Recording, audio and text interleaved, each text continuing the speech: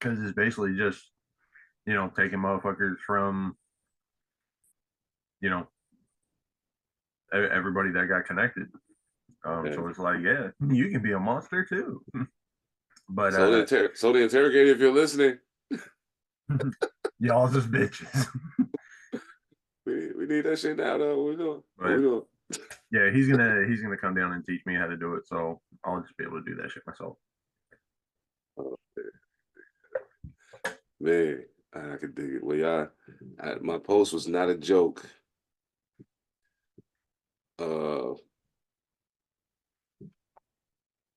The album's coming. Coming in. The album's coming. Yeah, see? The album's coming. That's the cover right there. The album is coming, and I had to. I don't know if y'all saw it or not. I named the last episode "Return of the Mad." No, it wasn't that one. It was the one before that. Because the last one was like the one was before. There was a one before that, but that shit was yeah, that was crazy. That was crazy. Man, what's good, brother? My man stay poloed down, however you want to put it. You know what I'm saying? I just did I did a verse for E for a project he working on. Like that song is really, really like dope. I'm fucking with it. So like I was like, yo, that's gonna come off real crazy. I hope people fuck with that. Salute to Mojo Barnes. Fuck. Damn. Hold up. I'll be back. Oh shit. Okay, no doubt. Salute to Mojo Barnes. I thought we thought he was coming back today, but he getting some stuff worked out. He'll be back with us next week, full time. So yeah, salute to him. This time he did not like sneeze and get a hernia or no shit like that, or like cough and break a rib or no shit. He took a shit and fell in the river. He got diarrhea and turned into a California raisin or some shit. I don't know. Like he'll be all right. He'll be back. He'll be back. Yo, you good, bro? Yeah, sorry. All right, no doubt. No doubt. I'm just making sure, dog. Just making sure. Oh man. So thank you again, Monster Elicit, for filling in with us, man. How you doing today, man? He laughing like hell. He can't even say shit. It was just he came in like fuck, and then he comes back like 10 seconds later. You good, bro? Yeah. Why? Yeah. What's up? What you mean? I had to do something. Like the phone was fucking up. Yeah. No doubt. It was just like the change up real quick. I was like, damn. He was like, he got that work done. I'm telling. That's good. You feel me? Shit. Well, of course, y'all already know where y'all at, man. Y'all know the shenanigans is the shenanigans. We do what we do. Welcome to Pantha Politix Podcast. I am Seven Da Pantha, aka the Carolina Hurricane Ridiculous Slang, aka I gotta get a new intro, man. I don't know, that shit just takes too long. Seven Da Pantha. Glad to be here. You know what I'm talking about? And of course, we got my man ethemadassassin down in sunny California. Well, it's sunny up here in Washington right now too, so I can't hate. But down in California, hey, what's going on, brother? Ain't nothing, man. What's the temperature like up there? We actually ain't doing too bad right now. We currently we're sitting at 61. Yeah, currently. Okay. No doubt. Nah, I was in Pasadena yesterday for a food festival. It was 95 degrees out there. It's like that in Carolina right now too. That's crazy. Motherfuckers was passing out and shit. Oh, I don't doubt it. Yeah. Once it creeps past 90, I tend to stay in the crib or somewhere where it's cool. I don't like being outside of that shit. Yo, I be thinking about it sometimes. I'm like, yo, I hate the heat, right? But football season start right when it's hot. So like, I was like, yo, what possessed me to think it was okay for me to get out there in the heat with all that shit on, running around and shit. But anyway, I don't know. Man, glad to see you, brother. Always, you know what I'm saying? Always good to see you. Monster Elicit up here in surprisingly sunny Washington with me. What's going on, dog? Man, it's too bright up here, man. I'm about to put my fucking sunglasses on inside. Yeah, it's pretty bad, yo. Like I had to break the bucket hats back out so I could have something to cover my eyes and shit. Like, yeah, you know what I'm saying? That's wild. But look, hey, I've been on a strange kick recently. You know what I'm saying? But like, y'all know I'm into true crime and all that other shit. So I'm gonna get this out the way real quick. real early because I don't want to stay on it too long. But it's when I saw two of them back to back, it kind of caught me, and I was like, "Wait, the hell is happening? White people, stop trying to drown your children. What the fuck is going on out here?" Like, hold up. So anyway, so there were two separate instances that occurred, one in Texas and one in Connecticut, if I'm not mistaken. In one instance, there was a woman who was attempting to drown a 3-year-old Muslim child in what is being widely, viewed as a hate crime just because of the various details involved in the situation. And then on the flip side of that, there is a gentleman who the police happened to roll up on in Connecticut in the act of trying to drown his children. As a parent, this skews way, way, way to the left for me.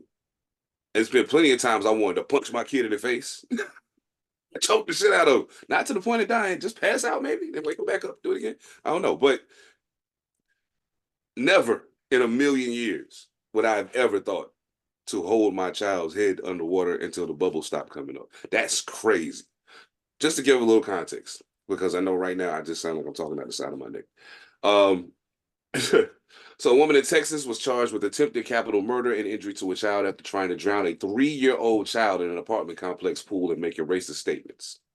The Texas chapter of the Council of American Islamic Relations identified the family as Muslim and Palestinian and called on state and federal law enforcement authorities to investigate the incident as a hate crime and take all precautions to keep the Muslim family and the Muslim community safe. This occurred on May 19th, apparently. Again, in Texas, in an apartment complex pool. There was a disturbance between two women. Witnesses told officers a woman who was very intoxicated had tried to drown a child and argue with the child's mother. The woman is Elizabeth Wolf, 42 years old. She is from the vanilla ice cream section, ladies and gentlemen. Listen, that's hate. And not in the funny way that motherfuckers be saying it. They say it. Now, that's real hate. That's, God, man. I don't even know what to, like it. And you know how sometimes you hear something and when you hear it, it's so hard to believe that it's kind of like, nah. So I saw the headline and I was like, fuck out of here. Then I clicked on it and started reading and was like, whoa, this is really real. Like, this is not a figment of someone's imagination. So wait, let's not do that yet. One second. I'll go to the other one. Because it's two different types of situations. Because in one situation, it was the guy, it was his kids. In this situation, it's somebody else's kid. I will say this, as a father, if I'm the father in the equation and there's another male individual trying to drown my kid, there's going to be no need for the police to come or anybody else. You can take that male off the table. If they trying to drown your kid, I don't give a fuck at that who point, you gender are. don't mean shit. Yeah, I don't care who that you bitch are. is going underwater herself. You feel me? In West Haven, Connecticut, 2 children are recovering in a Connecticut intensive care unit after police officers stopped their father from allegedly trying to drown them at a West Haven beach early Saturday morning. West Haven Police Department patrol officers spotted an SUV parked at Dawson Avenue Beach around 2:30 a.m. and heard screaming from the water. As the officer inspected the car, the officer encountered Romney Desronville, I can't say that, 41 years old, with 2 children in the water. As the officer entered the water, the male adult continued to drift further away with the children, all while screaming at the responding officers to stay back. It was obvious at this point that the male was deliberately drowning his children. Additional police officers and members of the fire department entered the water to assist, going as far as 100 yards from the shore. Both of his children are under 3 years old. Both of them. Now, I'm not the smartest man in the world, but I've been around a lot of children. I can't think of a single thing a child 3 years old or younger could possibly ever do to make me want to do this. Ever. There's nothing you can do.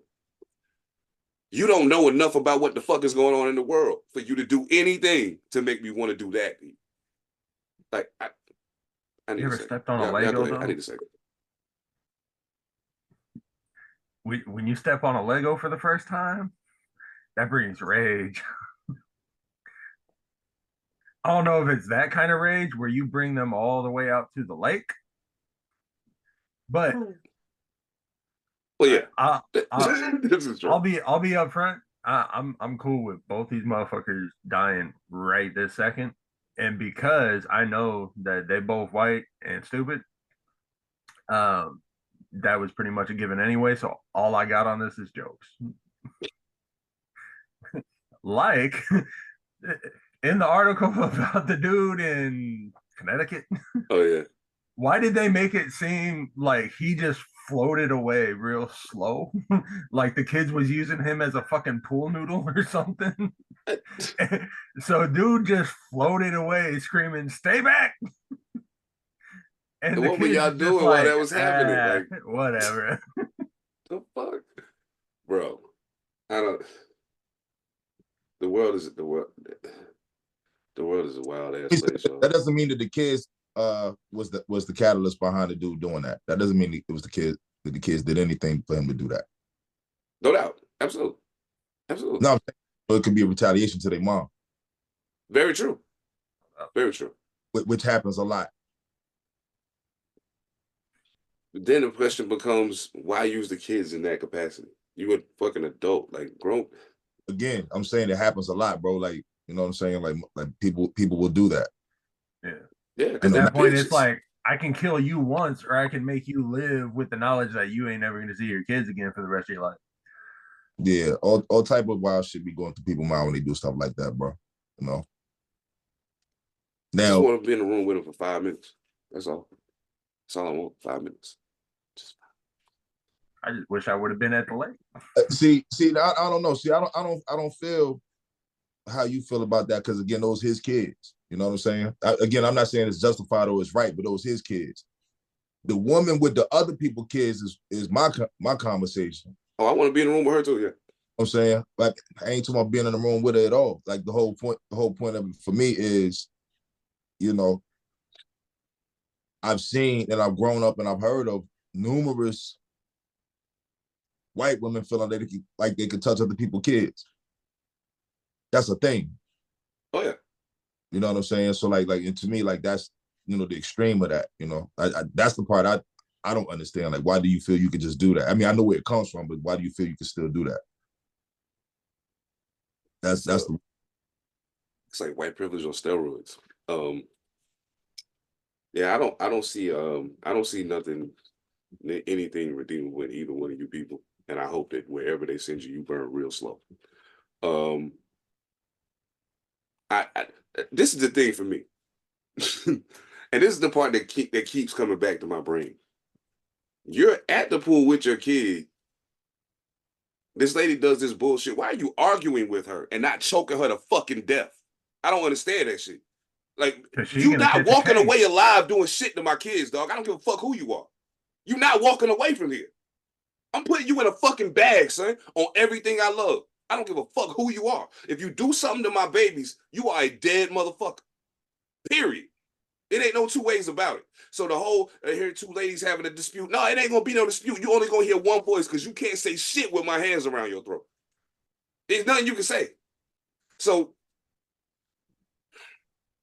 I will cape for the lady a little bit though, because like, you know, she came from another country. She's already been demonized, you know, time and time again. Now I ain't saying that I wouldn't have just, you know, held that bitch under the water until the bubble stopped coming, but that's me. You know, I'm here and I'm white. um, so, you know, this woman being demonized pretty much every day of her life being in the US and having to come to the US because she from a country that is riddled in war right now and basically like demolished. Like I could see why she is trying to, like, you know, because it sounded like she did grab the kid away. You know, like she actually did make sure that the kid was cool, but I could see her not attacking the white woman and knowing that, yo, if I go after this bitch, all of a sudden I'm gonna be the bad guy. It doesn't matter what she did. So I can see her playing it like that. I'm not necessarily justifying it, but I understand why she would. Man, I'm glad you said that because my thing was I didn't really catch everything that she did. It's impossible to get all the details from it. So like I don't have a feeling of what she against or for what she did to stop it. You know, I don't know what she did. The kid is still here, so obviously something got stopped. Yeah, she grabbed the kid away from the white lady and made sure that the kid was cool. And then, you know, they called the cops and everything. But yeah, she got into a verbal altercation with the woman. But yeah, she didn't try and get physical with the white bitch. Hey, white people, don't play with me. You ain't gonna get that fucking lucky. I fucking promise you on everything. Honestly, you won't be that they need to take alcohol away from angry ass white people. Like you see a lot of Karen videos and shit and all that stuff, and it's just a lot of yelling. And they say they're gonna do a lot of stuff, but very rarely do they actually do shit. But that bitch got that sauce in her, and all of a sudden she thinks that she can drown babies. So they're real quick to take guns away from somebody when they catch a case. Take that fucking sauce away, bro. Like it makes you do dumb shit. Not that white women ain't already prone to do dumb shit, but like, why are we throwing alcohol on the fire?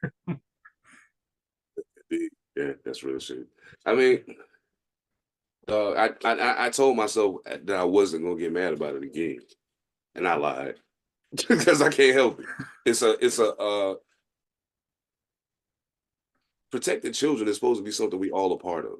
You know what I'm saying? We're supposed to collectively be a part of that. That's why they say it takes a village to raise a child. You know what I'm saying? That's not just some cool thing to say because you can't handle raising your kid alone. Nah. Like raising a kid all by yourself is absolutely fucking impossible. You just can't do it. Not all by yourself. You can't do it.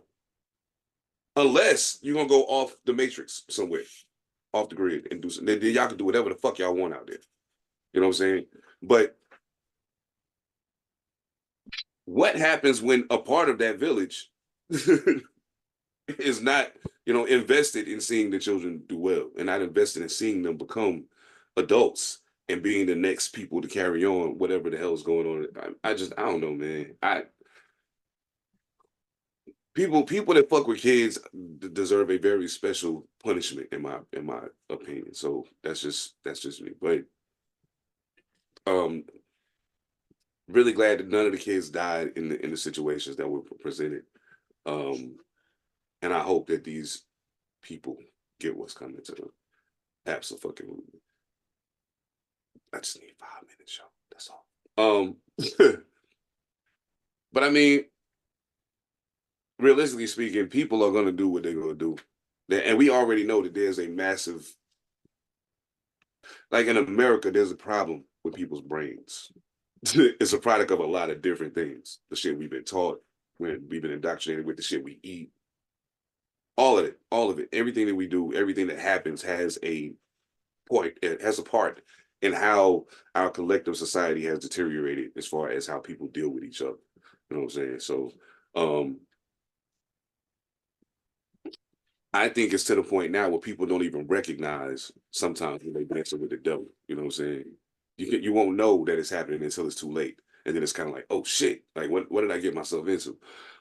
Case in point, all of these rappers jumping out the window to support Donald Trump.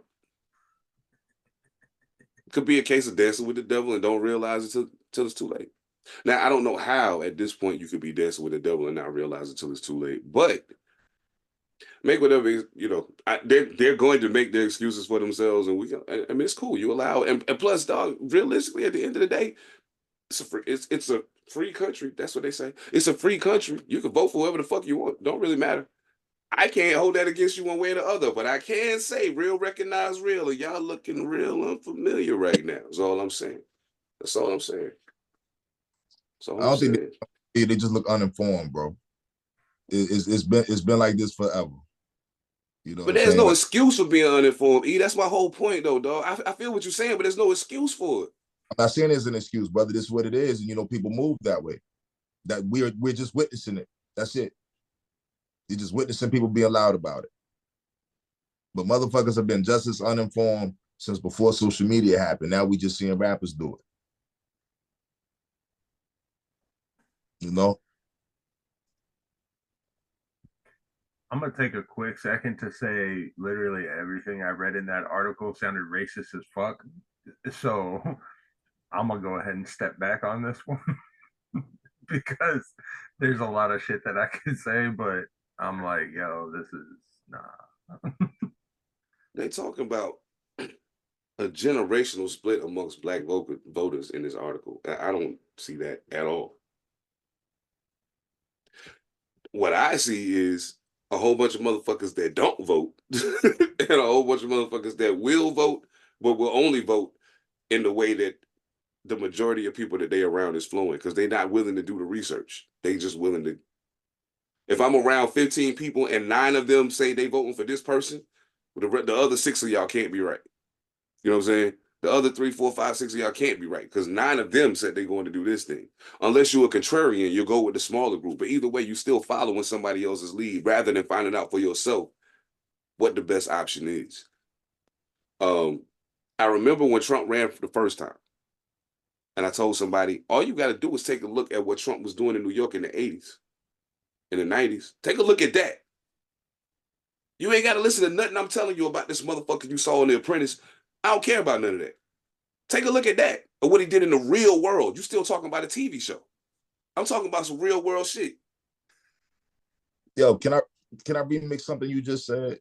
You said doing research to find the best option. How is it you just don't even see that this is a bad option? That's my question. Facts.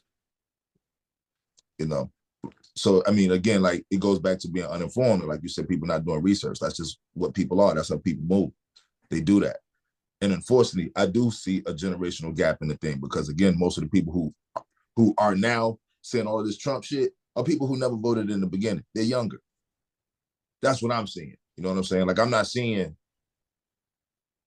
older demographics spew it in the manner that they are. That's where I see the gap in the generations at. You know, okay, because those people, because in my opinion, like those people that are older that's gonna vote for them, they're not telling you they're gonna do it. They're just gonna do it. Well, that's true too. That's true too. Absolutely. Yeah. You know, I unfortunately have the and I say unfortunately, I had the misfortune of being around people involved in politics way more than I'd like to be.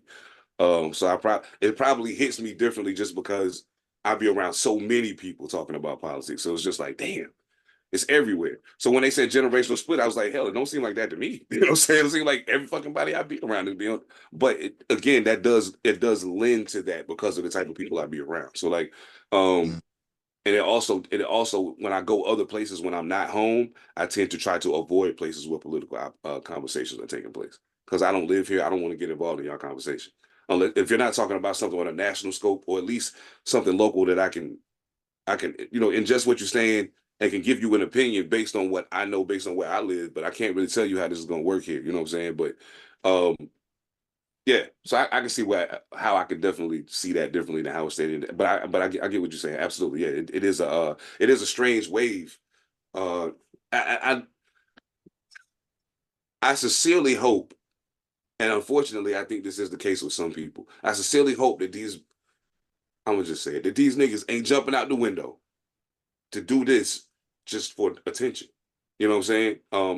Oh, I'm black and I'm a hip hopper. If I say I'm voting for Trump, oh, they're gonna.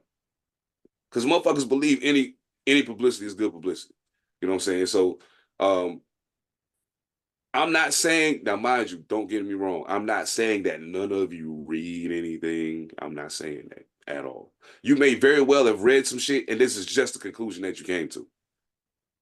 Which leads me to a whole different line of questioning. But anyway, at the end of the day, the way the article sounded for a person who may be uninformed who reads the article, it sounds like hip hop is backing Donald Trump.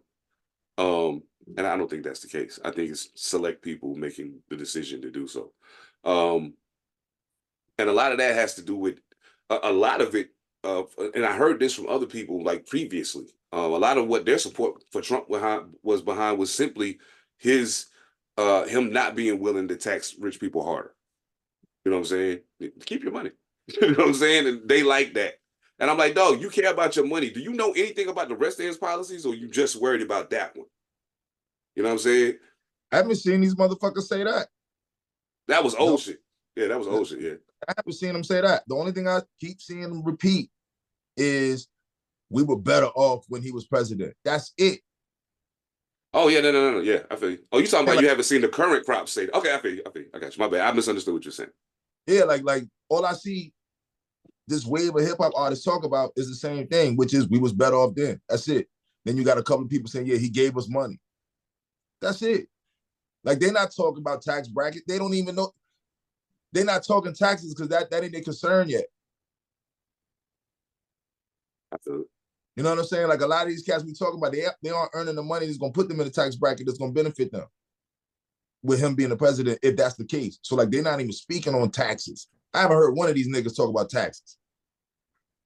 All I hear them saying is we was better off back then. Look at the price of gas. Like the same stupid shit that the rest of the people who are supporting that say. It's the same thing. So back to what you were saying, there's no research behind it. They're just repeating what they hear other people say. Exactly. Bro, that's you know, you might have one person jump out the window and say, oh yeah, he gave HBCUs the most money. And that's not true. It's like, again, you motherfuckers is just saying shit that you heard other people saying. You don't know the actual fact. Yes. And you know, I think there has to be a point where somebody says, listen, how about we take everybody and sit in a room, all of this stuff, and we're going to put all of this stuff that y'all been saying right here on this paper. And we're going to go through here and debunk all of this and tell you why this isn't right. And give you the correct information. Now, not saying that it's going to change your mind, but at least if you're going to make that decision, make it with the right information. It's not changing. You know what I'm saying? It's not changing it. It's not moving them. Because I'm saying this based upon the threads I read. And people will combat them with the facts. And they don't give a fuck. They don't give a fuck. Yeah, I've seen that too with my own two eyes. Yeah, like, and watch how much more you're gonna see it now because we talk about it, because now you're gonna see it. And look at how many people still push back against the actual fact, where they just stop talking. Black people, I'm talking directly to y'all. Come closer to the speaker. Come closer to the TV. Come closer to whatever the fuck you listening or watching this on. Let me tell you a secret. If you continue to move in the manner you're moving, not doing the research, following behind the first flashing wagon you see, whatever the fuck we end up with, we deserve it. Even those of us who ain't on this fucking monkey train with you. At a point, we gotta take responsibility for what the fuck we doing, yo. It can't always, dog, I swear to God, even with me knowing everything that I know about the history of this country and with the way this fucking government works, I'm so sick of motherfuckers being like, no, it's the white man's fault. I blame it on the system, nigga, but the problem is ours. If a motherfucker walk up and slap you and keep slapping you, and 10 hours later your face is red, and you just walk around with a red ass face, because you felt like that's just the way it goes. Is it? Or is it what you accepted? Because there's a difference between the two things. The way it goes and what you're willing to accept are two very different fucking things. Very different. Because, I can't do it. But yeah, two very different things, yo. Two very different things. Be very, very aware of what it is that you're willing to accept and what you're not. Be very aware of what you're willing to accept. That's all I can tell you. Because, can I offer a scenario? Oh, go ahead. No, all I was going to say, I got a slight push to that, because I don't think it's in their minds. I don't think they're willing to accept anything. They're choosing. You know what I'm saying? Like that's the thing. They're not just sitting back and letting it happen. They're choosing, and they're vehemently choosing. They're demonstratively choosing. But even making a choice is a matter of will at a point. But I'm saying, yeah, go ahead. It is a matter of will, but I'm just saying, like, just as far as like the acceptance, to me, like when we speak of acceptance, that's more of a lackadaisical move. You know what I'm saying? It's like, again, like if somebody's sitting on their hands, like to the example you made about getting slapped repeatedly. In comparison to what we was talking about, if we talking about the system, then it sounds like that they are looking for the system to come in and stop the slapping instead of them stopping it themselves. So that's an acceptance. These motherfuckers are choosing. You know what I'm saying? I want that. No doubt. No doubt. That's real shit too. That's real shit. You know. That kind of helps explain the scenario that I was going to present. Thank you, E. Because it had I was wondering, where does that choice come from? And I started thinking about it, and I was like, okay, so you have mainstream hip hop artists. Now, at this point, I'm not talking about the whole Black community. I'm just talking about these rappers. Mm-hmm. They got white managers that got bread. They got white agents that got bread. They got white music industry heads that got bread that they talk to all the time. Right. So these motherfuckers saying, oh, yeah, we can talk politics real quick. Hey, all this shit that we're about to give you right here, if Trump president, you're going to be able to keep this, and this. Mm-hmm. So, yeah, you should go do that. All of a sudden, Trump reaches out because, he caught this case. He's got to find a way to spin it, right? And it was said in the article, oh, the Black people love me because I get in trouble just like them. Like I said, the whole article was just steeped in racism, and that's why I shut the fuck up. But it started making me think, where does the influence, because we talked about influence a couple weeks ago, and how that spawns that power from influence. And that's when I started thinking, okay, where's the influence coming from? Rich ass managers, rich ass agents, rich ass industrial motherfuckers.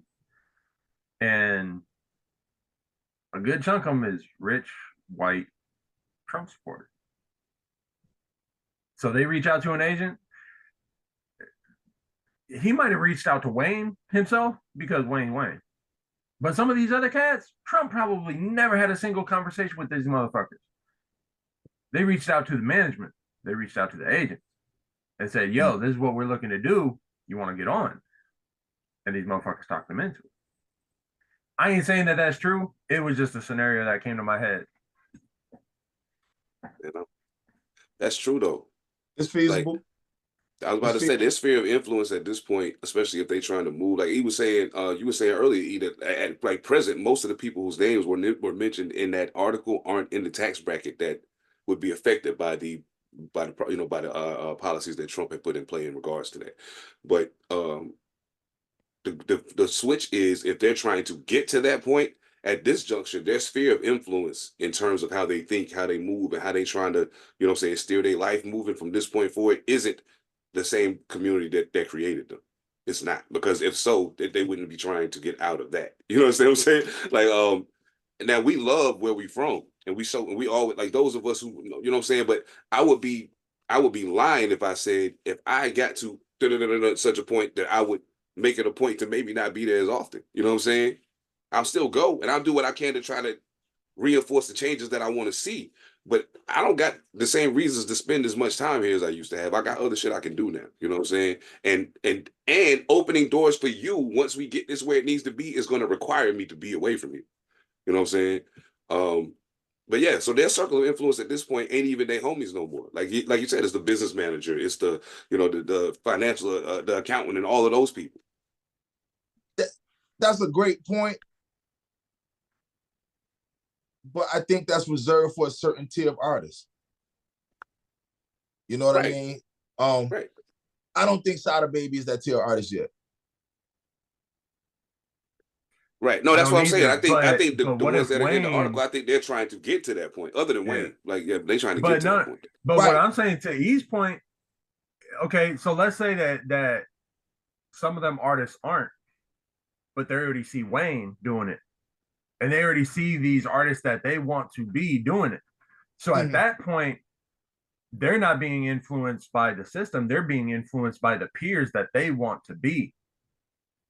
See, I fuck with that. I fuck with that. Like, I guess for me is I still believe that when you're talking about these execs, mm-hmm. I don't think that they are having these conversations with the Sada babies yet.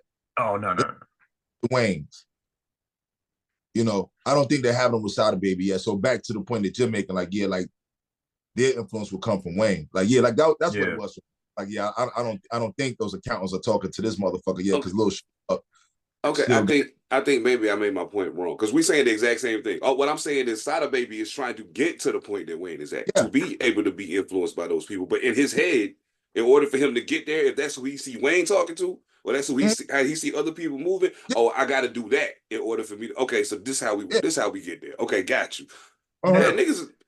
Yeah, that's some of these lower tax bracket motherfuckers that still got agency.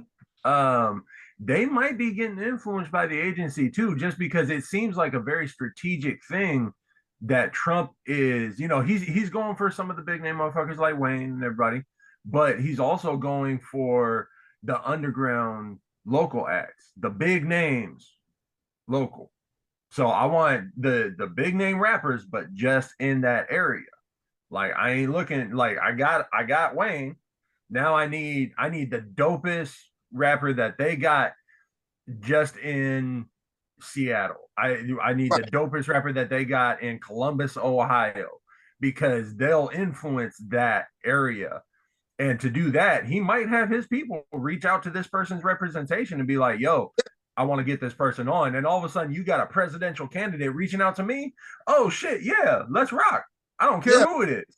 Yeah, no, I can see that. You know what I mean? Yeah. I mean, what I was just referring to specifically is, for me, that sounded almost like it's a conversation between two business peers. Absolutely.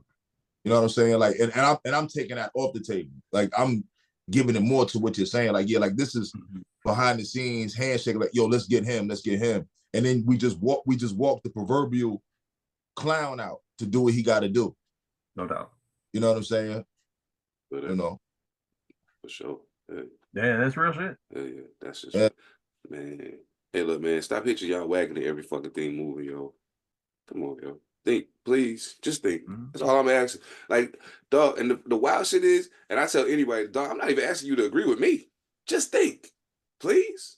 That's all. If a motherfucker come to me and say, hey, I'm doing this, and I'd be like, word? Why? You know what I'm saying? And they can get and now, mind you, I ain't nobody that y'all got to answer to, but I'm saying it makes it more easy for me to stand here, even if I don't agree with you, and say, hey, I don't agree with it, but I can't be mad at him because he just gave me 5 bullet points, well thought out, of why he's doing this thing and why he feels like it's the best thing for him to do. You know what I'm saying? And I'm like, okay, how mad can I be at you? You know what I mean? Even if I disagree, and I'll state my disagreement, but it ain't no conflict here. Ain't no conflict here. You know what I'm saying? Do what you do, man. You clearly you've clearly given this the thought that it requires to put the time into making this decision and then just fly off the handle. So I can fuck with that. Yo, can I ask an opinion question of y'all again? Oh, yeah. And I'm completely taking it off of politics. I'm taking it completely out of that.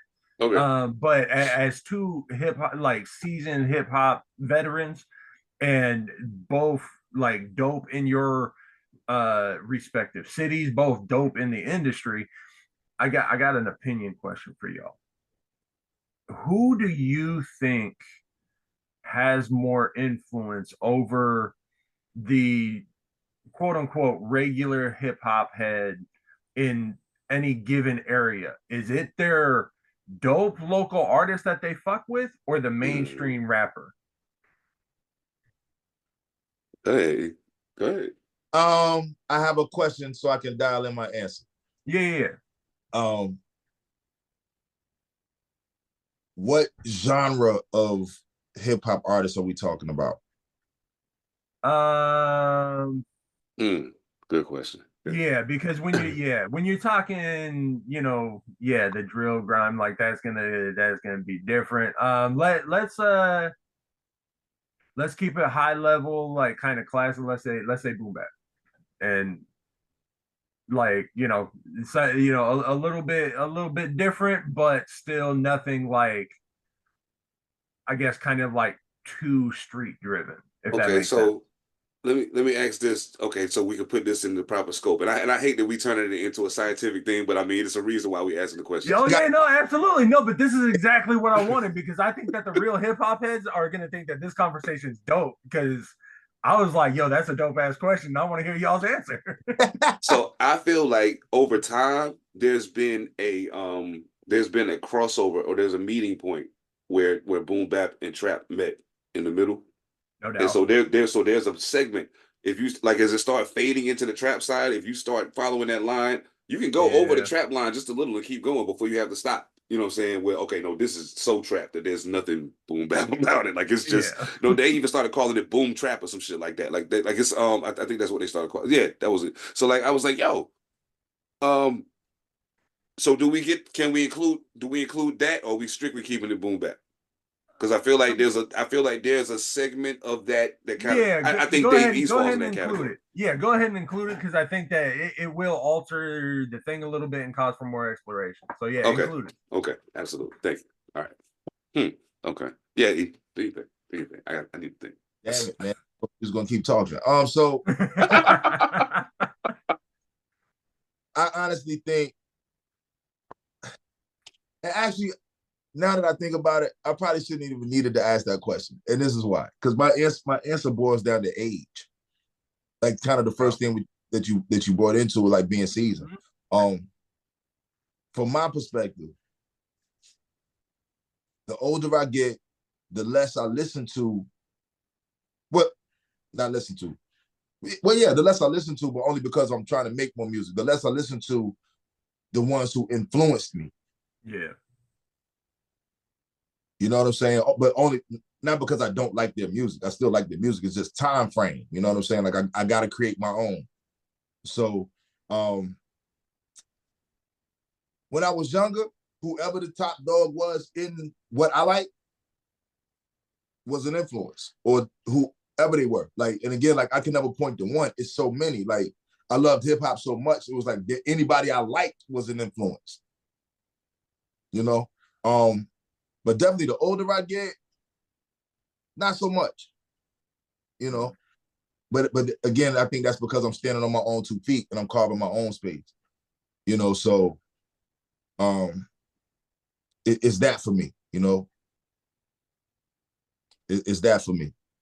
You know, and even down to my artistry, like, you know, like people, I hate, I mean, I've done it to myself, so I gotta, you know, understand that part, but I hate when people pigeonhole me based upon the music I've done and don't realize I actually like to do other kinds of things too. It's just that if I'm gonna sit there and make money and whatever, I'm gonna go with what I know I could sell, you know. But yeah, like, I mean, not that I'm trying to jump on every trap record and shit like that, you know what I'm saying? But like, yeah, like some beats that teeter that line, I fuck with them. You know what I mean? I'll get on them. I hop on those. But I can't say that it's an artist influencing me to do it now. You know, it's just me liking music. You know, which is another reason why I can't understand why some people just like, I only fuck with this kind of hip hop. I'm like, yo, all this other music out here, like, you just fuck with this, like that's it, and fuck everybody else, and you know. But that's just me. Like, I'm a rigid motherfucker, but I'm not rigid when it comes to that. You know. I think you know what's funny. The people that fall in that category you was just talking about, a lot of them motherfuckers is the outsider standing outside the fucking circle Eminem fans. Y'all motherfuckers who only listen to Eminem. You don't know no other rapper. That's why you think he the best rapper that ever existed, because you don't know nobody else. That's the only thing you fucking listen to, or anything Eminem related. So even if you listen to 50 Cent, if you like Eminem and the way he raps, 50 Cent's you're not gonna like 50 Cent better than you like Eminem. Because 50 don't rap like that. He built for a whole different group of people. You know what I'm saying? So like, yeah, I feel you on that. But yeah. Okay, so I guess I feel you on that, E, because even like my explorations into doing trap songs didn't come till later. You know, I mean, I did a couple with Doc, back in the day. But like, I never released them because I just felt like this is just me having fun. It's an experimental thing. I just want to see if I can do it. But as far as influence goes, it wasn't necessarily, like you said, I don't think it's an artist necessarily that influenced me to do that as much as me starting to realize that I'm hearing some of these beats and I dig the way they sound. You know what I'm saying? Right. Yeah, so I started bopping to it and I was like, oh, even with me experimenting with the flow, even with me experimenting with chopping, like all of that just came from me hearing. I as a matter of fact, it was a young nigga I heard do it at a show.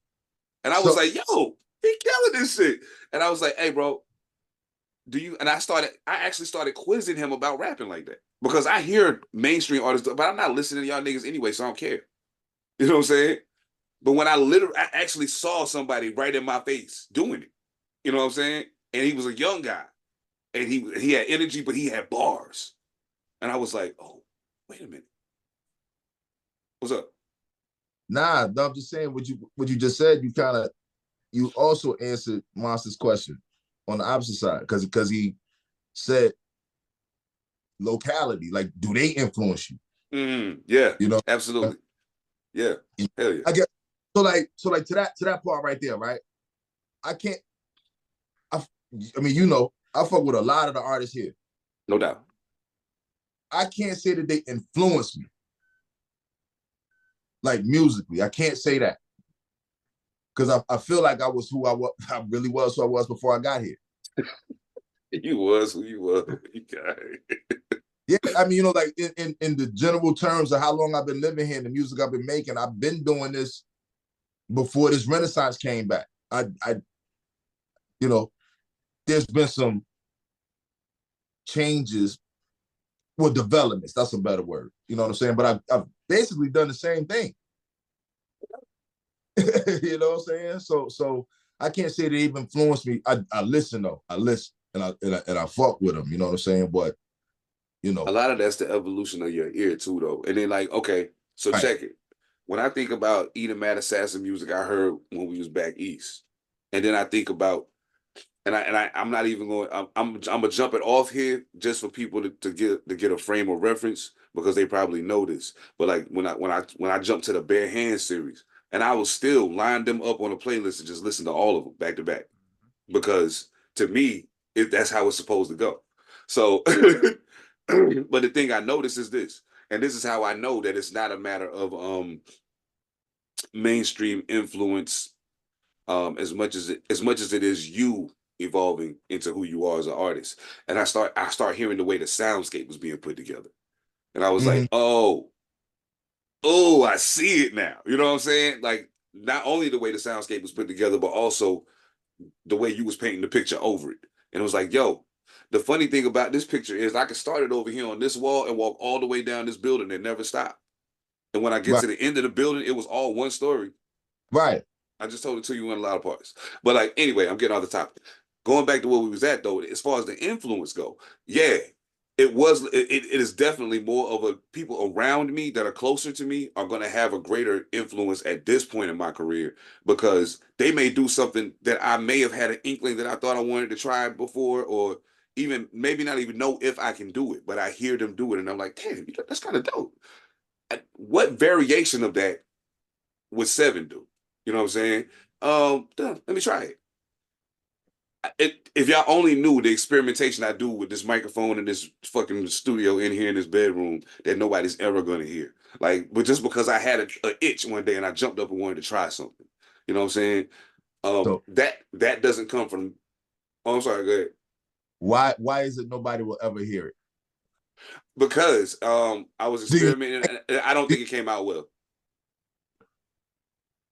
In whose opinion? Mine. The most important one.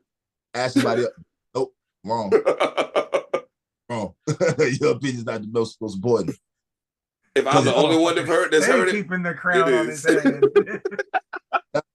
No, nah. You know, you make the music for the people. I say throw one out there, see what happens.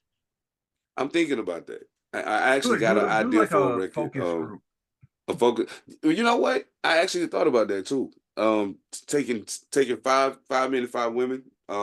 not all of them artists, like some of them not being involved in the music industry at all, but people who I know who like music or love music, and I love their taste in music. You know what I'm saying? I love their taste in music to the point that I ask them, "Do you make music?" And they're like, "Nah, I just love it." So yeah, that's another way that, yeah. So definitely, yeah, man. Like he was saying, when I was young, Rakim, Big Daddy Kane, Cool G Rap, all them niggas, and you could hear it. You know what I'm saying? And you could hear it when I rapped. You know what I'm saying? And E, I bet you if you think about it, you'll recognize the same thing. Around the time the 90s came, around the time the 90s, and then like by the time later on when I went to college and shit, around that time when I really started getting serious with my writing and shit, like I started realizing at that point that I'm getting influenced by mainstream artists less and less and less and less and less. Like I won't even listen to these motherfuckers while I'm writing. You know what I'm saying? Like it was a point where I have Redman bumping while I'm writing. And then I got to the point where no, I can't listen to y'all. Because I know that parts of me come from y'all. And I don't want your part to dominate this song. You know what I'm saying? So turn it off. I'm gonna just listen to the beat. Or I got to the point where I was listening to R&B while I was writing. D'Angelo Brown Sugar and Erykah Baduism got me through 7 albums on everything. You know what I'm saying? Like, so yeah, I never wanted to be influenced by mainstream artists after a while, because at a point I saw that as where I was heading, and they was gonna be my competition. I don't need to be influenced by y'all. You know what I'm saying? And then when it got to the point where I realized, wait a minute, it's a certain point that I'm probably not gonna pass. Let me start looking here. You know what I'm saying? I had to get real with myself at a point and say, everybody jump out the water thinking they're gonna, you know what I'm saying? But okay, nah, I'm cool right here because I'm enjoying this independent shit. You know what I'm saying? I'm cool right here. I can elevate it to this point, but like I would be all right with that. So let me adjust my focus. I don't care what y'all niggas do. It's certain ones y'all I fuck with because I fuck with y'all. Like Nas, I fuck with Nas because I fuck with Nas. Like I don't, you know what I'm saying? I fuck with Jay because I fuck with Jay. It ain't because you selling all them records and all that shit. I just think you don't. You know what I mean? So yeah, nah, man. Real quick funny story from the tour that spawned that question. So the topic that we were discussing reminded me. Real quick story. In San Francisco, we did a radio show. And me and Seb was on, and he asked Seb about his influences. Seb breaks it down like he has before. He asked me who my influences were. And Seb is sitting on the side of me. We're both looking at the radio host. And Seb throw up the L because he knows one of my biggest influences is Big L. But I thought this motherfucker was raising his hand. And I started laughing at first. And then I looked over and I was like, oh, he's throwing up the Big L. I get it. And I was like, yeah, one of my influences, major influences, Big L. But it hit me during the interview and I almost said it, but this motherfucker wasn't trying to talk to me. He was trying to talk to Seth. And I get it.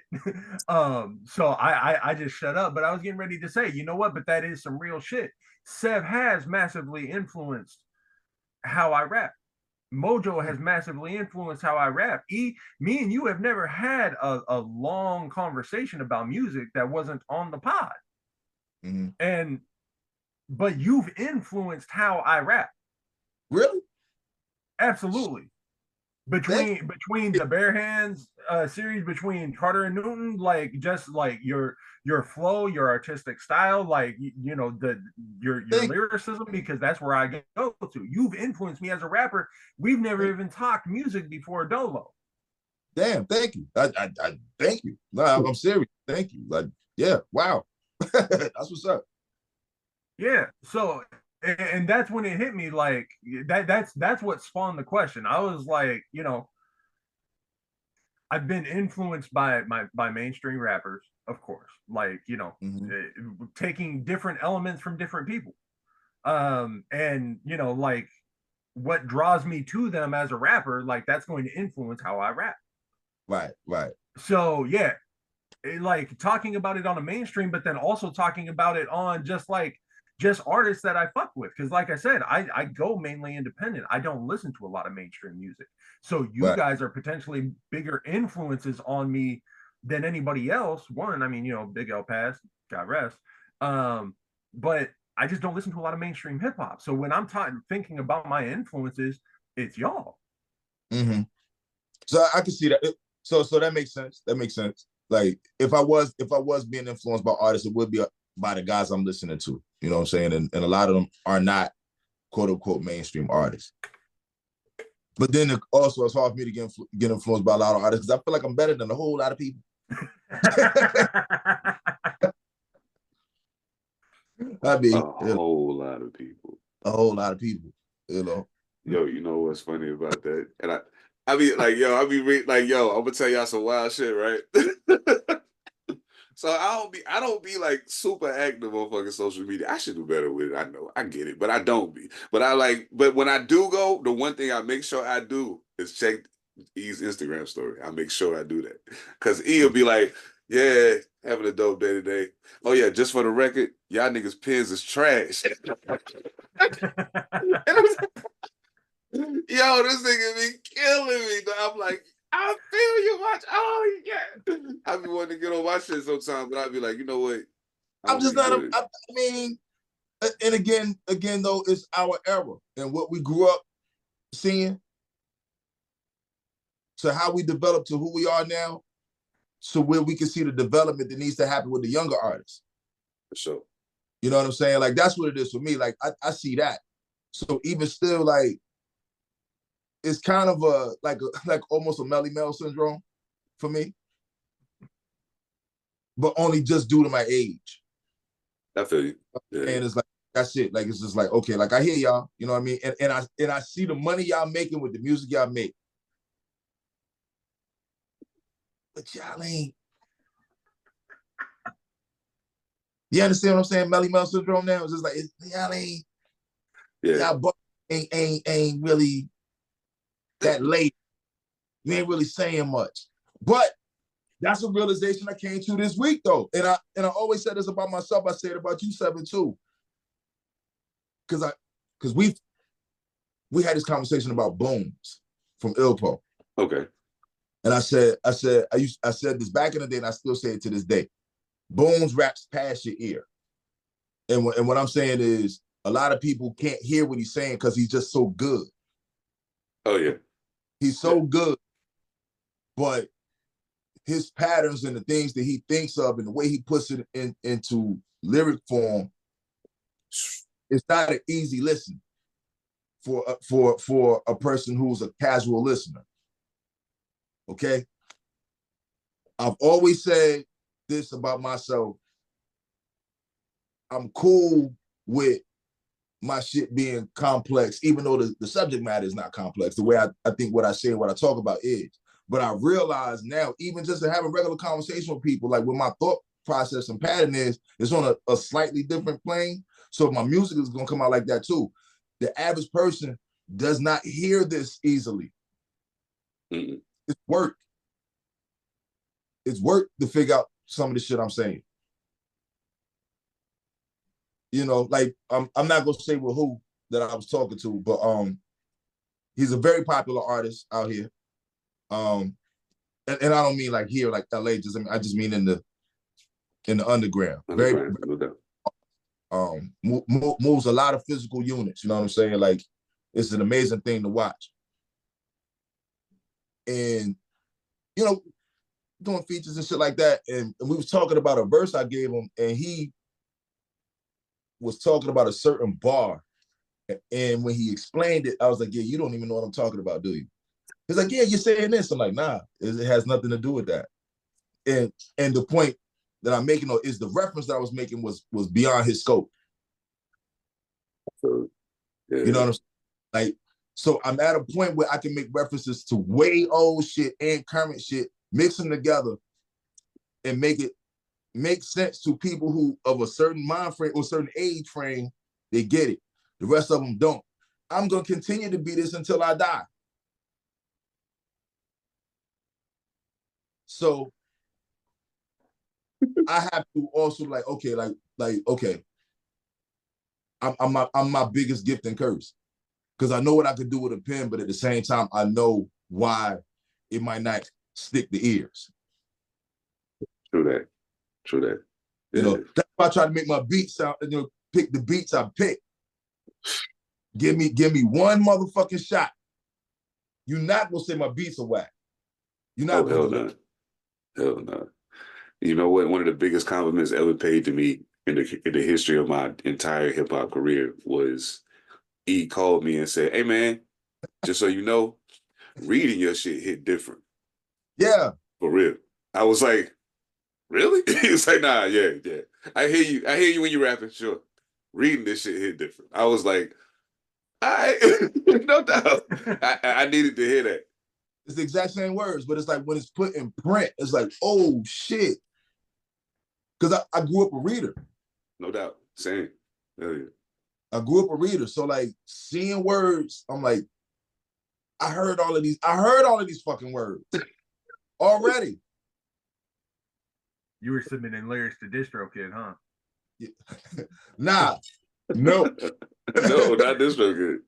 Oh, okay. Because that's when I first started reading the lyrics, and I was like, the thing is, I had the exact same moment. Yeah. Like, because I had to load up an album at some point, and it had one of Seven's verses on there, and I was reading through the verse, and I was like, man, he's fucking stupid. Like, yeah. So I was just saying, because I don't fuck with DistroKid at all. But we were doing the same thing. We were doing the same thing. I was compiling the lyrics and shit to give the distro and shit. And again, like I said, I already heard all this shit. I probably memorized it. Mm-hmm. But reading it, it's like, what the fuck? Mm-hmm. Like, this shit is a book. No? I had to, I came to, it's weird that you say that you came to that realization this week, because I actually, I think it was maybe Monday. I was riding home from work and I was like, you know what? I keep saying, I mean, you know what I'm saying? I don't know how much longer I'm gonna be doing this shit. Like, you know what I'm saying? I was like, I gotta stop, man. And at a point, I gotta stop lying to myself. I'm not gonna stop till I have to. Then I'll stop. Like, because at this point, it ain't even a matter of, like, all of the things that used to be the motivations for me to make music are gone. None of them matter now. You know what I'm saying? At this point, like, none of that means shit to me at this point. It's a whole different reason why I make music now. And so it's like, if I was still doing it for those reasons, I probably would have stopped already. But because that ain't why I do it, I don't see a reason to stop. Unless the only thing that would be, if I put out a record and the streaming numbers say, and the physical sales say, and the ticket sales say, then I'll stop. Cool. All right. Y'all tired of hearing a nigga. It's all good. I'ma still be recording at home and listening to it my motherfucking self. I don't care. I know for a fact, and I just had to embrace the fact that no matter what happened, as long as this worked, it's gonna happen. So it is what it is. I wouldn't even say all that about myself. I just know as long as I continue to make music, it's gonna come out that way. Oh yeah, for sure. That's for sure. Like I can't say I do or I don't see myself. Like, again, every day it's a struggle. Like, okay, you want to keep, like, what the fuck? You know what I'm saying? Like, it's way more other shit I could be doing out here that could have me in a way better financial space. Oh yeah, no doubt. Yeah. And everything takes time, you know. So, like, again, like I said, like, you know, I sacrifice not having kids to be this. And it's like, yeah, I got some shit out there, but the numbers ain't where I need them to be for this to be 100% fulfilling. You know what I mean? Yeah. Like, and I mean fulfilling just so far as like the business side of it. Like, it's business. Like, you know, I'm so grateful and so thankful for all the artists who fuck with me and who I fuck with, and the ones that I met that I fuck with, like, on a friendship level. You know what I'm saying? Like, that shit is dope. I'm grateful for the producers. Same thing. The ones who have helped me, whether it was a financial gain for them or they just want to fuck with me. Like, I'm all of it. You know what I'm saying? Sure. But yeah, but this shit is a goddamn burden. This is a fucking burden. You know, until you can get it rolling. And that's what a lot of people struggle with. So actually, it's 2 phone calls I got to make when we get off the phone. I mean, I have to get off the Zoom. And one of them is to help me do that. But yeah, man, fuck, like, man, this shit is a problem. You know, so my computer fucking up. You know, so I got to go pay to get If I wasn't trying to finish up this goddamn album, I could say fuck that computer. I feel that shit. I feel that shit all the way live. Yo, you know what I'm saying? Just kicked out $400 for a repair, and I'm pretty sure I'm gonna have to kick out some more. But I'll just get a new one because the computer I got cost me $3G. You understand what I'm saying? Yeah. So this. I mean, I'm gonna end up getting, but like right now, like I need to finish this bitch today. I need to finish this bitch today. Yeah, but it's a strange thing though. Like, and this is another tangent though, but it's a strange thing. When I came back, I got paid to do a song. I'm not gonna say about who. I got paid to do a song. My computer was fucking up. It gave me just enough to be able to record and send that song off and make the money. so that helped pay for that repair, even though that repair didn't fix the goddamn problem. Oh shit. Another producer just hit me Tuesday of this week. No. Thursday of last week. The week before. Today's Sunday, that's right. The week before. Yo, what's going on? Want to get you on this joint. Like, all right, cool. Sends me the beat. And because of who he is, I just started writing immediately. Computer fucks up. He hits me. Yo, how we looking? I'm like, yo, the verse is done. Had to put my computer in the shop. All right, cool. I get it out the shop, come here. First thing I do is record that man's verse. Send it back to him. And I'm a bit of a perfectionist when it comes to recording. No doubt. I will do a verse 20, 30 times until I feel like I got every part that I want said how I want it. Right? So I probably about 30, 40 takes. Got it. Send it to him. I go listen to my reference and I'm like, you know what? Nah, I got one more in me that's gonna be better than this. Came back, computer fucked up. But he still has a very, very, very, very, very, very, usable whatever. But that's what I'm saying. It's like it's bullshit like that, bro. These are not headaches people fuck to have. Nah. And that's one thing I do be telling people too. I tell people all the time, like the part of it y'all get to see is the absolute upside. You come see us at the show. We wearing our Sunday best for a hip hopper. We dressed in our best. We coming up here giving you good energy. We rocking out. We sweating and spitting and all the shit going on and giving you all the energy. And that's the part you get to see. And then you get to get in your car, turn on Spotify, Apple Music or whatever, and listen to the product, the result of all the hard work. But the shit that you don't get to see is the part where a nigga was walking around for 2.5 months, like, man, is this fucking verse ever gonna fall the fuck out my head? Like, what the fuck is going on right now? Am I out of gas? Like, yo, you don't know how many times in the last 4 months I asked myself, yo, is this shit over? Am I done? Like, I don't know if I actually still rap. Cause this shit's not coming out. You know what I'm saying? And I need to finish it, like you said, I need to finish this shit today. I need to finish this shit yesterday. So like, I'm like, dog, and the funniest shit in the world, I was just telling Monster this shit. Funniest shit in the world, I be writing on my phone now. But like, for whatever reason, the job I have now, I can't have my phone out. You know what I'm saying? During the hours of business. So I'm sitting at the desk. I got my pen out and I'm tapping on the desk while I'm reading the computer screen. The pad sitting right next to me. I pick the pen up, put it on the pad and start writing. At first, I'm not really paying attention to what I'm writing. Then I realized I'm writing bars. And I've been writing like a motherfucker on that pad ever since I started work. You know what I'm saying? And I was like, I have to take them and transpose them into my phone for me to record. You know what I'm saying? But like, so I could just say the Gravitas album, Drugs, all of it's coming off the pen and the pad. All of it.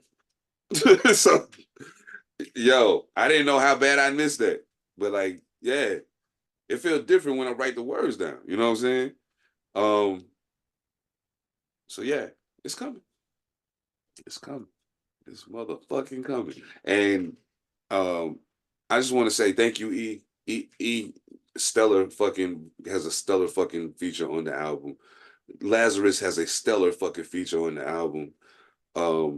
Superstition versus Coming. Yeah, I ain't gotta tell y'all what he do. So you know what I'm saying. AP ride shotgun with me on a couple joints. That's like he goes facing to my Raekwon on this joint. You know what I'm saying? So yeah, this is gonna be fun. This is gonna be fun. This is gonna be fun. And I wasn't gonna pull the whole cat out the bag yet, pause, just in case. But Monster Elicit did the intro on some spoken word, get these bitch ass motherfuckers out of my way shit. So yeah. I'm looking forward to this. Looking forward to it, man. But staying on some hip hop shit real quick. And I was very, very happy to see this. First of all, rest in peace, Prodigy. You know what I'm saying? Today's the 23rd, so 3 days ago. Yeah. The anniversary of him passing. 7 years, man. It's been a long fucking time. Yo, time is moving, y'all. Like, I don't even know how to put it into context other than to say time is fucking trucking. But Havoc did recently announce that he is going to be releasing a new Mobb Deep album with some posthumous verses from P, which is super dope. I always wondered how much they had in the vault from him to potentially put some more music out. For y'all that don't know, Havoc is also a member of a group with RJ Payne and who else is in the group with them? RJ Payne and is it a group or is he just producing this shit? Well, I mean, I think he's just producing it. Razkaz, that's it. Razkaz. I mean, I think they calling them a super group or whatever, but he's the producer. Yeah. So I mean, everybody calls himself fucking super group. But I do know he also working on the album with Method Man. So I'm Havoc to me is one of those producers that I don't feel like has ever really gotten his fair shake. You know what I'm saying? As far as recognition, I don't feel like he's gotten what he deserves in that aspect. And I also think he's a better rapper at some points than people give him credit for as well, just because he's next to Prodigy. You know what I'm saying? I'm with you on that. Havoc solid as fuck, yo. Like I don't think he never had a fucked up verse. You know what I'm saying? Again, he was beside an alien. Yeah, that far. Yeah. I mean, what the fuck? But I have a question. Okay.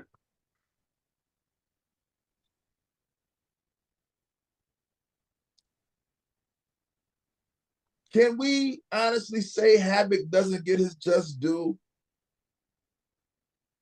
with him claiming the distinction of having the most popular beat ever in hip hop? Come on, Shook Woods Part 2? Yeah. Does everybody, like, the hip hop heads will attribute it to Havoc, but a lot of people just hearing the beat, they'll be like, "Oh, okay, like I know where it came from," but they don't know that it's Havoc. They just know that it's been, cycled. So 20-year-old kid in Iowa probably think that that's Eminem beat because they rap to it on the fucking movie. Yeah. Okay. But the beat is still well known. I feel you. The claim for the beat is still there. I feel you. Okay. I see. I can tell by the look on your face. You was like, motherfucker, eh? Motherfucker still got paid. I mean, if that 20-year-old kid decides to look, he'll find out who made it. If he decides to look, but I'm asking that question only not because I disagree or anything like that. You know what I'm saying? I do feel Havoc should be celebrated more, but really be careful. I asked that because of Shook Ones got voted to be the number one shit. I forgot what it was, but it was a big thing. You know what I'm saying? So I'm not saying that we got to go by whatever metrics that people present to us or anything like that. But I mean, a lot of motherfuckers voted on this fucking record. You know what I'm saying? It's iconic as fuck. Mm-hmm. You know what I'm saying? Like how many beats can you just play the first 2 to 3 seconds of it You don't even hear Think the of a beat. couple. I can You only don't. think of a couple. Like Pump It Up is one of those. Wait. Okay, all right. But when I say first 3 seconds, I mean the first 3 seconds of Shook Ones is, Oh yeah. and you know the song before it comes on. To the If point you that if it's another record with that metronome in the beginning, you think it Shook Ones till the think beat it's drop. that, think it's that. No doubt. And then if it don't drop the same, you're like, bitches. Bitches. So I do agree. I like those devil's advocate questions sometimes, man. Like I just feel like Havoc does deserve way more recognition than he gets. But he don't toot his own horn like that. You know what? That, like, you know the story. He was about to throw that beat away. Yeah, exactly. Weird. Like Pointers told me he's watched that man make so many beats and throw them away. Yeah. And he still does stop doing that. Throws them away. So okay, check this out. All right, so I think I agree with you in regards to that, and I think in Havoc's case, it may be the truest sense of a producer's beats talking for him. You know what I'm saying? Because he got big records, and he got like the Quiet Storm beat is also one of the most iconic beats in hip hop. One of my low key favorite Havoc beats was the Hell on Earth beat. I love that shit. And if you listen to Mobb Deep's discography, even some of the like album cuts that wasn't singles are absolutely phenomenal production. You know what I'm saying? So I think Nighttime Vultures is one of the best beats ever made. Yes, absolutely. I think Eye for an Eye is incredible. Like, you know what I'm saying? And I think it was perfect for what they was doing. You know what I'm saying? For how the whole bop of the whole record was. You guys were talking about anybody else but Havoc. I'd been like, just name his fucking discography, but he got so much out there that it's like this ain't even scratching the surface. Yeah. Look, okay, but I'm glad you said that though, because you know what? He doesn't have as much out there as we think either. Not as much as he probably should. I think that goes to what you were saying about him throwing a lot of shit away, is that he is a perfectionist. So he's very selective with what he puts out there. Right. But I think that goes to it, is that just that he is so good that you could literally name every beat, and like that would be everything. And it's like, but at the same time, it's like, yo, that compared to a lot of other producers, like just take beats in general, and he's gonna murder half of them. I fuck with Half so heavy. And like you said, I don't think I've heard him. I put Havoc and Big Boy should have done an album together.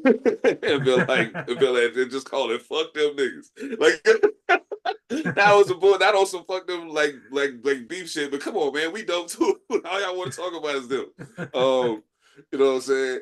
Like I don't think I personally feel like and then we can move on, but I do feel like Mobb Deep as a duo. Sometimes I feel like people outside of the Northeast or outside of the East Coast don't put them in the proper place that they should be, as far as their discography is strong. It's really strong. Havoc's production was strong. Even the producers that brought from outside represented. Prodigy, he said he's an alien. Like there's no way around it. And I mean, if you're talking about discography, you have to include P solo work with that as well. Mobb Deep don't get the.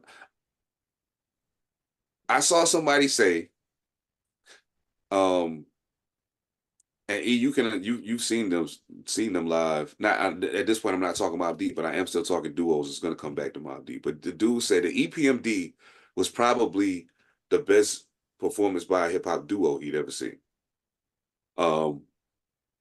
You've seen EPMD live, I'm assuming. Okay. Numerous. Okay, I thought so. Yeah. Okay. And I think EPMD get busy when they rock. I've seen Mobb Deep perform twice. It was a mixed bag. One of them was pretty good. The other one was maybe they had a little too much to say. I don't know, but as far as like live hip hop performances from a duo or a group, I won't just narrow with the duo. From a duo or a group, what were some of the best ones you've seen? EPMD. Absolutely, yeah, they do. EPMD. Outkast. Second. Yes.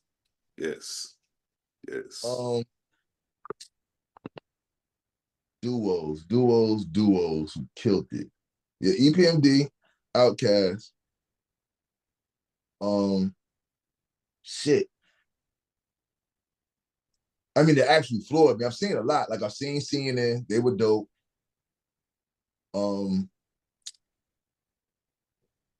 Fuck, man.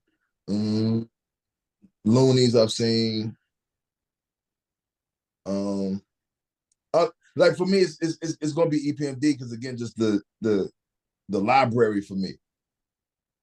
Like the music that they can pull out, man. Like that's when they do these songs at these fucking shows, the shit don't sound old. That throws me off. I'm like, how the fuck does this shit sound new? Like, did y'all go back and mix and master this shit again? Like, this shit sounds new. That's what throws it for me. Like, the music sound new. Then on top of that, like, they actually perform. They fuck with the crowd. They talk to people. You know what I'm saying? Like that's their personable on stage, but they're still being strictly business. You know what I'm saying? Like, it's just dope to see them be them.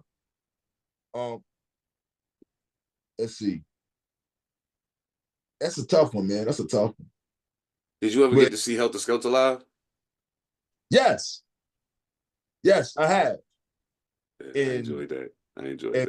And that shit was cool, but I was still too young and wild to appreciate the performance I was seeing because I was in the crowd wild. I feel it. You know what I'm saying? So, if you count Red and Meth as a duo, they might be the top. If you count them as a duo. Oh yeah, I do. What's up? I mean, it's Red and Meth. It's two of them. they released multiple projects together. So yeah. I mean, yeah, but I mean, again, like they, I don't always consider them a group, even though they got 2 albums. I mean 2 albums. Yeah, 2 albums. Yeah, 2. Yeah. I can dig it. Shit. What about you, Marcel? What's some of the best like live performances as far as like groups, duos? I don't want to say soloists because it's been, you know what I'm saying, like at this point that's a dominant thing, so it's kind of easy to pick that. You guys fall into a very good era of balance because some of the like old heads, like to E's point, it was like almost completely disregarding the crowd altogether, like zero crowd engagement. I'm just up here to do some tracks, just to spit bars, right? And now you got artists that are so engaged with the crowd that they ain't even doing half they fucking track. They're either rapping over the vocals and letting the vocals do they shit, or they're just expecting the crowd to rap all that shit, and they throw in a bar here and there, and that shit is so frustrating to me. And so it's like there was there was a shift in balance, and as that shift in balance occurred, at one point there was a complete unified balance, right? And I think that you guys fell in that area where, okay, it was heavy on one side, now it was heavy on this side. And right around your guys' era, it shifted to balance to where you guys can massively engage a crowd, but still spit. So it gets frustrating seeing shows now. A lot of the shows that I went to when I was younger were not the greatest. Just because like the music was dope, but it was just like, you go, you sit, you watch, and you dip, right? Like there's not a whole lot of crowd engagement. There's not a whole lot of like theatric, because you've also seen what I do on stage. Like there's some theatric there.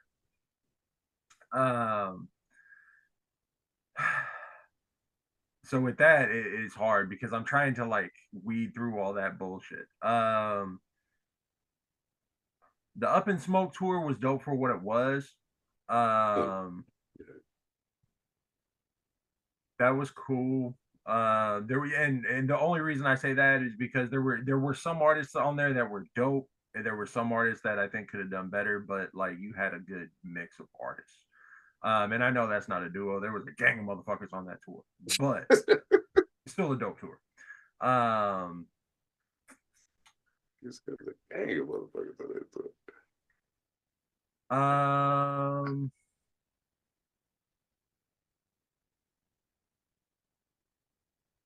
Above the Law was a good show. I wish that they were engaged more, but Above the Law was a dope show. If I think of one more, I'll spit it, but I ain't gonna just try and sit here and think and take up airtime. Yeah, it's hard for me to think of rap duos like with both artists rap. Yeah, absolutely. Most of the ones that come to my mind are MC DJ type shit. Yeah, something like that. Like Super Love seeing Casanova Run. They were dope live. Like I didn't see that, but I wasn't at the show. I just saw them perform live on TV. But like they put on a really good show. They put on a really good show. Yeah. We can't count that. And then I'm sitting there, I was like, how many songs do niggas have? But because I wanted to throw in the pot real quick, one of the best shows I've ever seen, period, was DJ Jazzy Jeff and the Fresh Motherfucking Prince. Yes, indeed. Yes, indeed. Unfortunately, I wasn't able to get out to any of them. Man, I'm talking a little before my time. Like this, talking like 2 years. they had Ready Roxy DJ. I mean, beatbox. Beatbox. Oh, bro. Like Cash was not doing this shit back then. Like I might have been like 11 or some shit when this happened, 12 or some shit. But the motherfucker came out there and did that Donkey Kong shit. Oh yeah, yes. Because when I saw him in a skating rink. So like it was, it's video games all over the place and shit, right? So, and we don't know who Ready Roxy is. He just got on the Calgary Flames jersey. We don't know who he is. Comes out, and Prince is like, yeah, I feel like playing video games. Motherfucker's like, what the fuck? Like, in the middle of the show? Like, yeah, I'm gonna go play a video game. This motherfucker walks up and he positions his body like he's a machine. He dropped in the quarter. Bloop, bloop, bloop. I'm like, what the fuck? Hold up. He made he made the quarter noise. Then you do. Like then every whatever game it was, like he was doing that shit. I'm like, what the fuck, yo? Like this shit is nuts. He was ill, yo. This shit is nuts, man. I wonder where that dude at, man. That shit was nuts. Yo, dog, I'm gonna tell you the wildest shit. I mean, when I saw the first time I ever saw the Roots live, it fucked my head up. Fucked my head up because I already know, okay, it's a band. You're cheating. Okay, whatever. Blah, blah, blah. But they had Rozelle and Scratch with them. And Malik B wasn't there. But Common was with him. And Jill Scott was with him. So this don't count. Huh? This don't count. Nah, it totally counts. But check. This what happened before they started bringing people out and letting people know who was with them. So when they first went up there, they, the band going in, they doing their thing. Black Thought doing his verses and Malik B verses, but when he do Malik B verses, he rapping like Malik B. And I'm like, this nigga's wild, yo. Oh shit. So then he does the song with him, Kane, and G-Rap.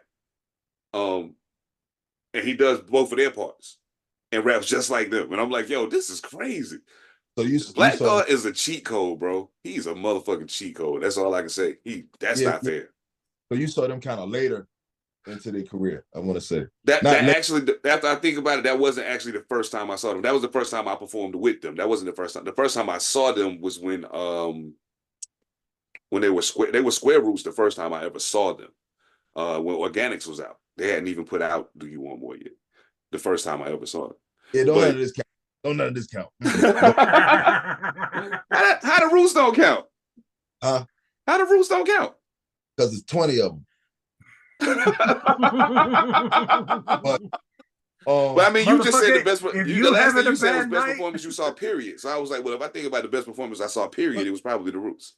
But again, like, because I was still sticking to the 2-man aesthetic though. Oh, okay. My bad.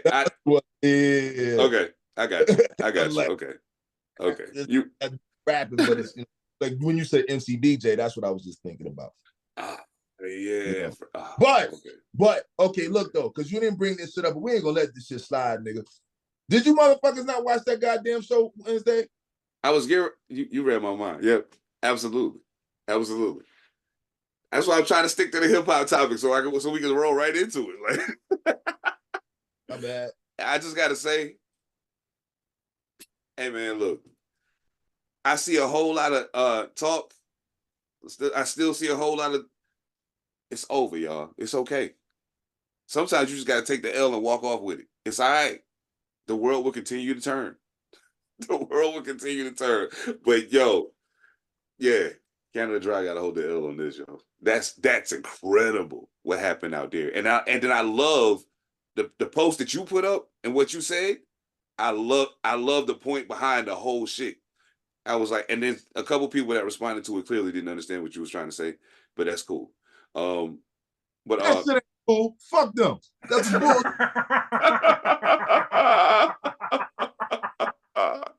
And I'm saying that with love, y'all. Y'all niggas was tripping. That shit ain't cool. Fuck that. Oh shit. And oh my God. So for those who don't know, I don't know how you could not know what we're talking about. We're talking about the Pop Out, Ken and Friends, Kendrick Lamar's performance in Los Angeles, which turns into a full-blown West Coast family reunion of sorts. You know what? I need to grab my coffee. Take it away. Did he really do Not Like Us 5 times? 6. Damn. Okay. It was 6. So you didn't watch it? I didn't get to catch the whole thing. Yeah, I saw a good chunk of it, but I didn't catch all of it. I if you imbibe, if you partake, just give yourself a couple of hours to do that and just watch that entire show. No doubt. You know what I'm saying? Yeah, I probably made it a little bit more than halfway through it, and then I had to go dip. So did you see any of Kendrick's performance at all? Mm-hmm. Okay. That means when you say halfway through it, in later clips. So with Kendrick performing, I only saw clips. No. Fuck a clip. I mean, yeah. No, I'll go back and check the rest. Yeah. Watch the whole shit, because again, like, just to get off clip culture with a concert, you know what I'm saying? Like, it don't work the same. Yeah. When you say halfway through it, like, like the concert itself was long as fuck, so I didn't know if you meant you didn't see any of Kendrick, but nah, the shit was really fucking dope, man. Like Kendrick, he does the first verse of that record. If we're gonna go ahead and get to that part of it, he does the first verse of that record, stops it, starts it over. The first 3 times he only did the first verse. Yeah. But he kept, you know what I'm saying, like he would change his direction or do something different, you know what I'm saying, or play with it, you know what I mean? Then the 4th time is when he did the whole record. Then the 5th time he did the whole record. Then the 6th time, I think the 5th time he might have let the crowd do it. Then the 6th time, you know. But yeah, it was funny, man, because again, like, I don't be getting into all of these theories and shit about who does what and why. Yeah. But motherfuckers was like, yo, that motherfucker did that song 6 times for the 6th God, freak ass nigga. Oh, this is funny. This is funny. And then because I didn't get. So all right, living here like in LA, in the heart of, blue and red territory, right? Yeah. You hear of the affiliations of artists with sets and things of that nature. Mm-hmm. So you always have heard, and Kendrick has alluded to it. You know what I'm saying? Like, his career has been based upon being a good kid in a mad city, right? But what fucked me up was when he came out there and all the lights are red.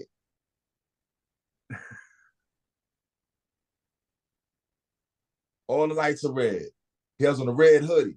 I was like, oh, I've never seen him come out repping like this. Not that he doesn't do it. I'm saying, I've never seen it. I was like, okay, like, no, he on his LA shit. Like, oh, nah, this is what it is. And I didn't know that same outfit was also a jab at Drake.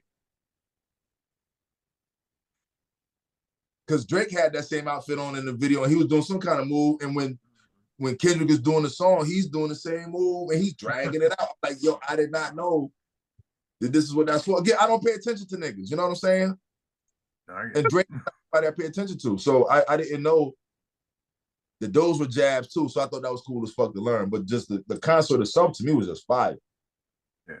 You know, a lot of the things that he said and alluded to was dope. You know what I'm saying? Like, I think he did basically kind of say, yeah, Black Hippie is coming.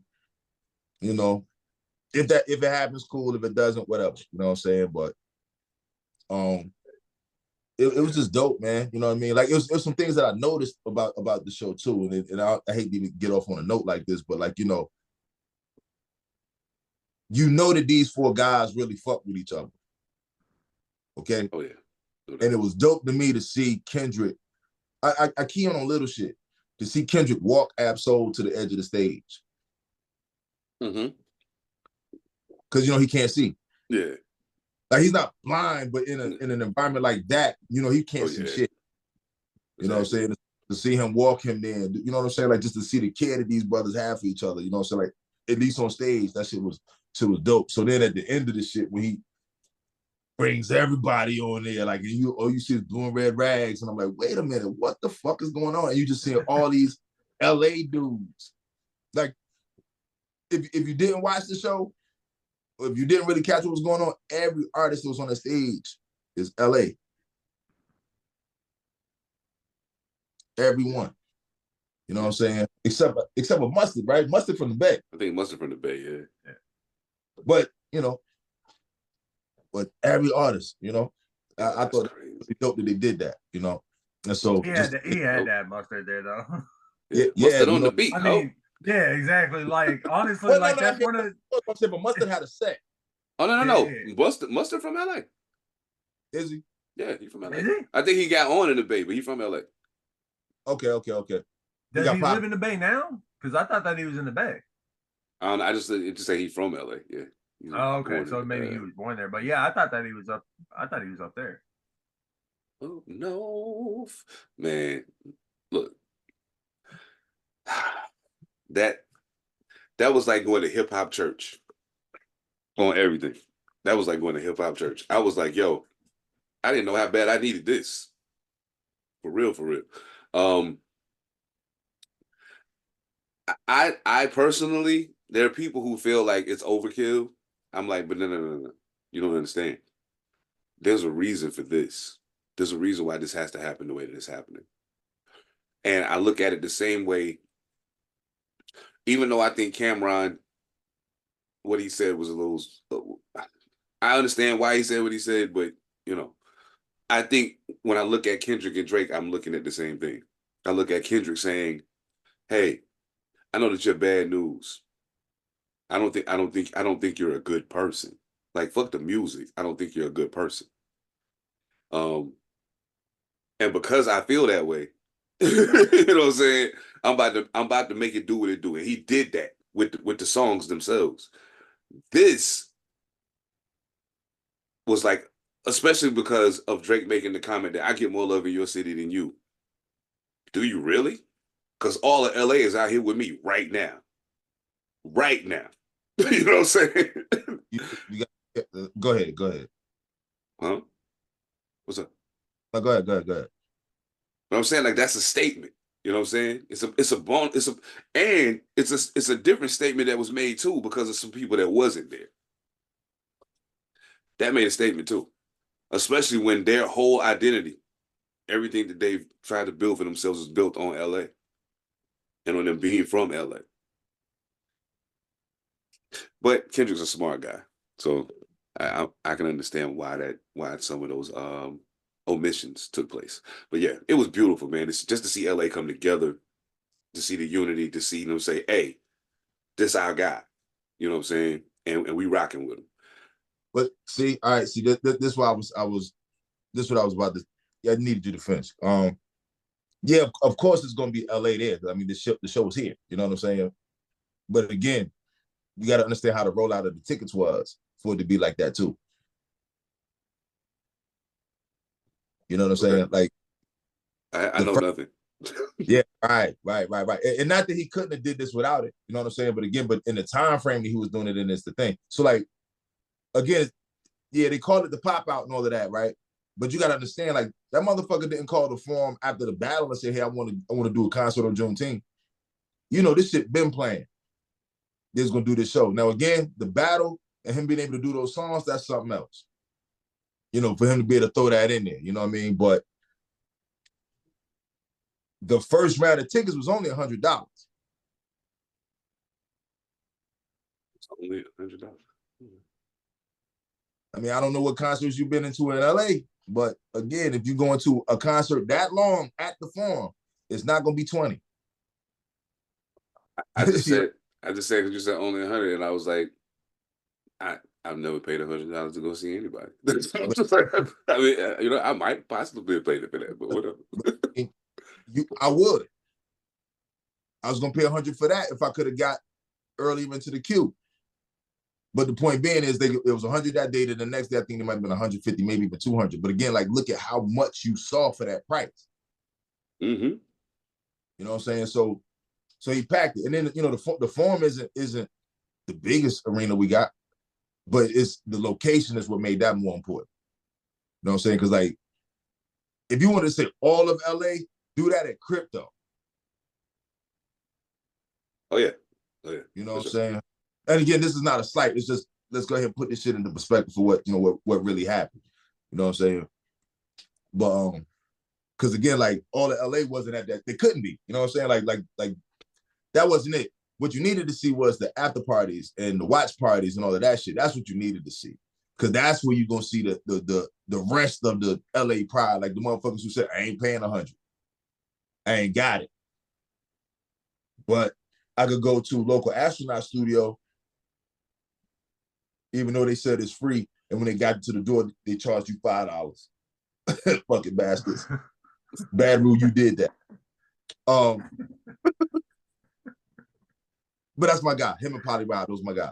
But yeah, like it was shit like that you needed to see. Like that night of Juneteenth in LA, that was the coolest shit to see. You know what I'm saying? Like that was dope just to see the city come together, you know. Sure. Yeah. Well, for those of us who don't live in LA, we got the bite-sized version. Yeah, but the macro version sound like it's where the real fight was at.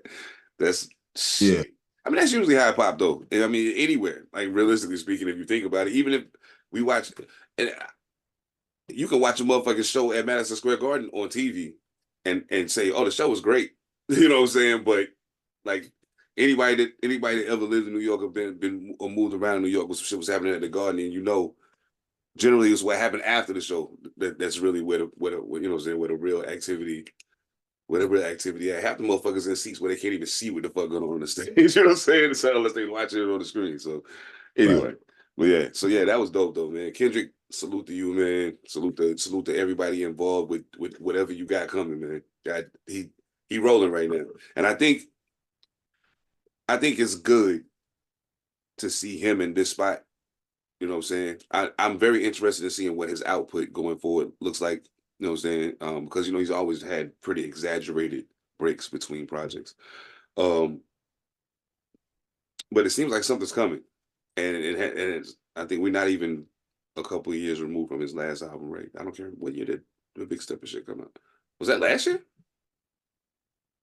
I might be tripping. I don't know. It seemed like it was at least 2 years ago, but maybe I just feel that way because I wasn't. Never mind. But oh, it was 2022. I was right. It was 2022. Okay. But yeah, so I'm interested in seeing what his output looks like going forward. Now that he's not in the same situation. And now that, you know, he's kind of giving himself a jolt with this whole battle thing. Absolutely. You know, okay, let me ask this first. Did either one of y'all even listen to Reason? Never mind it. Okay, cool. Gotcha. Which one was that? Never mind then. Cool. I don't think we should laugh at that though. But Huh? I don't think we should laugh at that though. I mean, I mean, it was funny to me because it's just Reason and TDE have parted ways. Best of luck to you, dog. That's all I'm gonna say. But just leave it at that. I was only asking if y'all listen because I was like, man, if you don't listen to them, then it don't really matter either way. You know what I'm saying? It don't matter anyway. So But if I did listen to him leaving still wouldn't change nothing. Well, no, I mean, it's just that I don't even feel like it don't make sense for me to engage any part of the conversation I was thinking about if you don't even listen to him, it really don't matter. You know what I'm saying? It would have to be somebody who has a vested interest in hearing him again to even have that conversation. So yeah, pointless. I do wish him the best though. I mean, I hate to see people have, those kind of conflicts happen all the time in the music business. But I just hope what you hope is that at the end of it, everybody get what they want out of the situation. Okay, if you want to leave, then go. You know what I'm saying? Cool. We ain't gonna try to hold you. If you own your shit, then take that with you. If you don't own your shit, then generally the way it works is after X amount of time, it can be, it can revert back to you. So like, unless it's forever. So, hopefully you had your business in place. TDE's name come up a lot. Who? Like, I know every studio is gonna fuck with you, but I hear TDE coming up a lot lately. Yeah, TDE's got a lot. TDE got a lot going on, but I gotta I think what's happening right now is that there's maybe they're gonna start cranking shit out a little faster, because that's been the main complaint about them. Like, why do y'all make everybody wait so fucking long to put music out? You know what I'm saying? But it's worked. Like, that's the other part of it you can't argue with. It's worked. Like, almost everything they drop do numbers. So you can't be so mad about it. But yeah, that's, I don't know. We'll see. They playing the game at a different level. That's beyond my pay grade. I ain't fucking with them.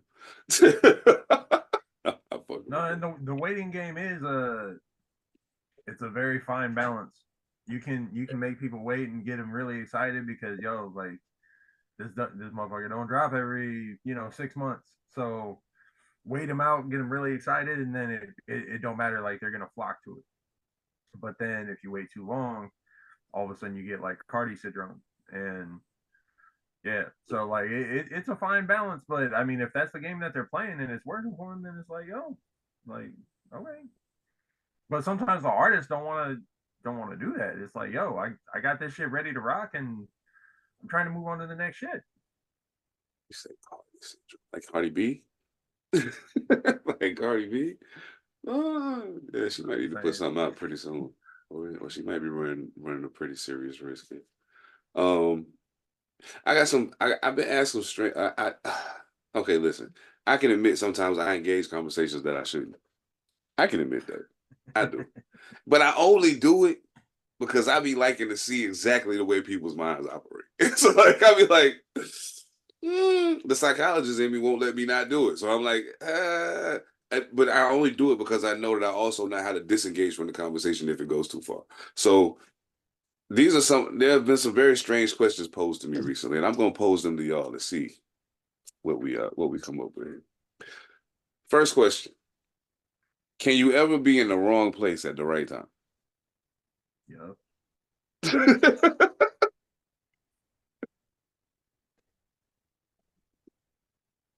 Now that question was asked, and I said, wait a minute. Because see, this is the thing that fucked me up. So I'm thinking to myself, okay, I understand being in the right place at the right time. That makes sense. I understand being in the wrong place at the wrong time. That makes sense. I'm trying to wrap my mind around being in the wrong place at the right time. This is all that I could come up with. The wrong place to be is in the line of fire if there's a shootout going on, right? However, what if me being in the wrong place at that particular moment Like, is me taking that bullet saved the person who's gonna cure cancer or some shit? I don't know. You know what I'm saying? Like, I don't know. That's the only way I can look at being in the wrong place at the right time, and make that whole concept make sense to me. I don't know. That's just weird.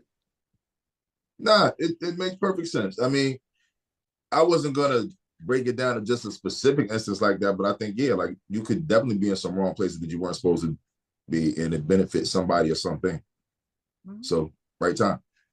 I mean, honestly, you could be in a location and have it benefit you. And so, like, you were telling a story a couple weeks back about a time that you went down to LA and you was walking down the street and it was like, yo, you don't want to go outside.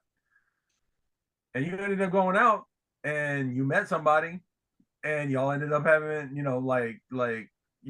politicking and it turned into a dope night. 9 times out of 10, they about to bust your ass. Pause. But that night,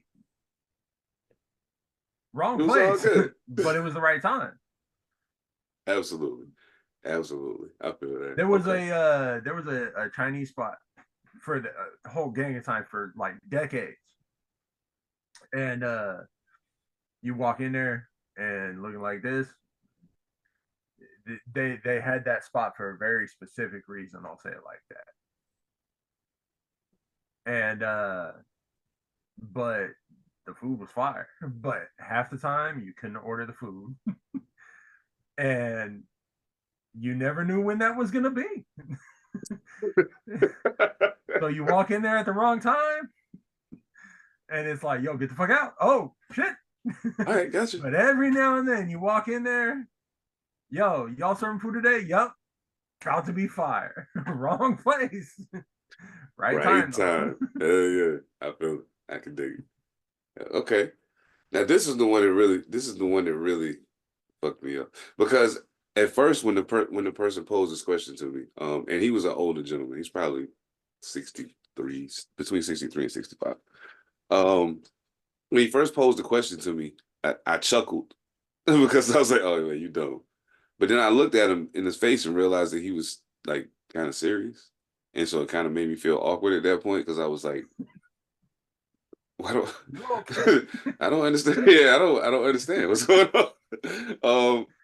But the question was, if a man stands in the middle of a forest speaking and there's no woman there to hear him, is he still wrong?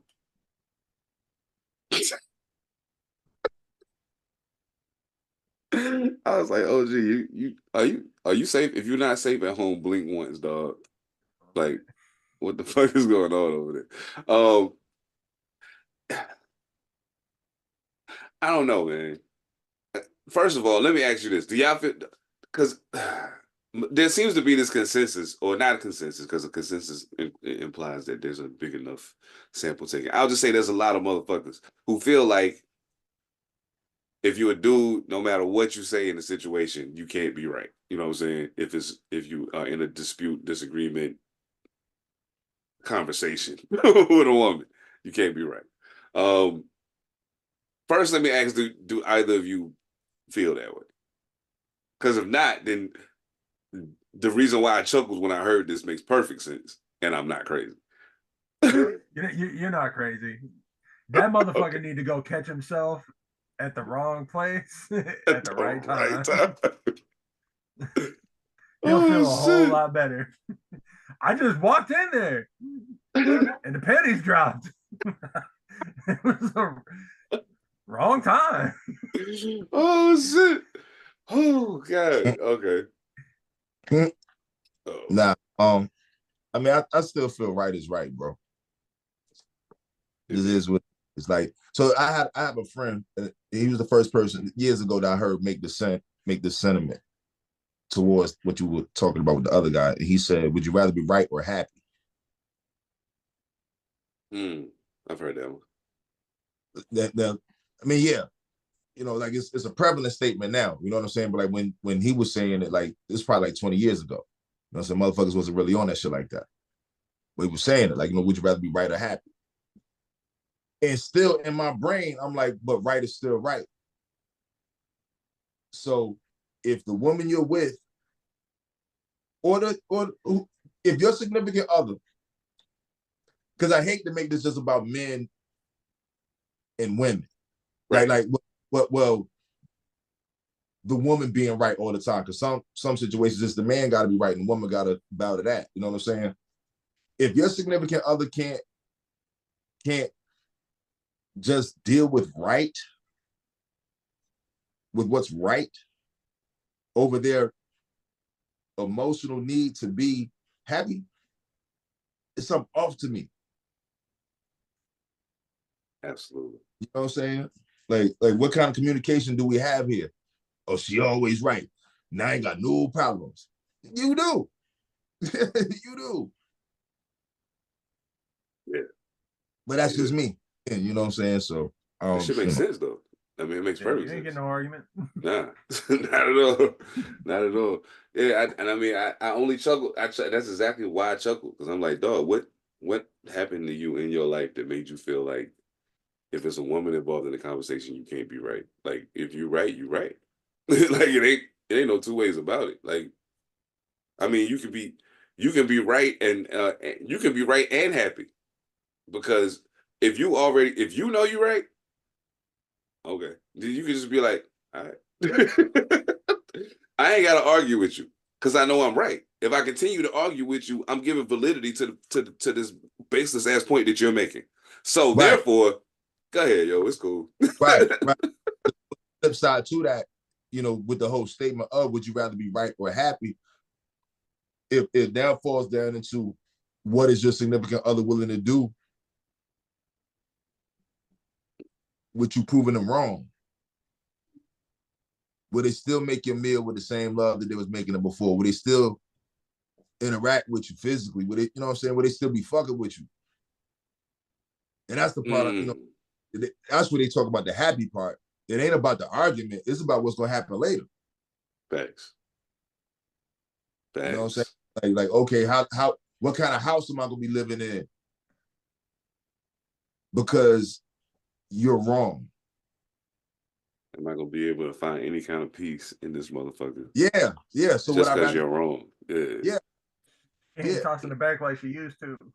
You feel me? Wrong too many times. Yeah, shit like shit. Yeah, that's real shit.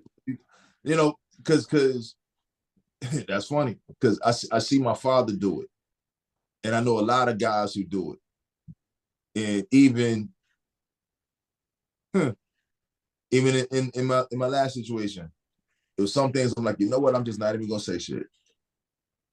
But going back to what I was saying before, I was like, that's the problem with not addressing everything too, though. Because some shit won't get fixed and it might just snowball.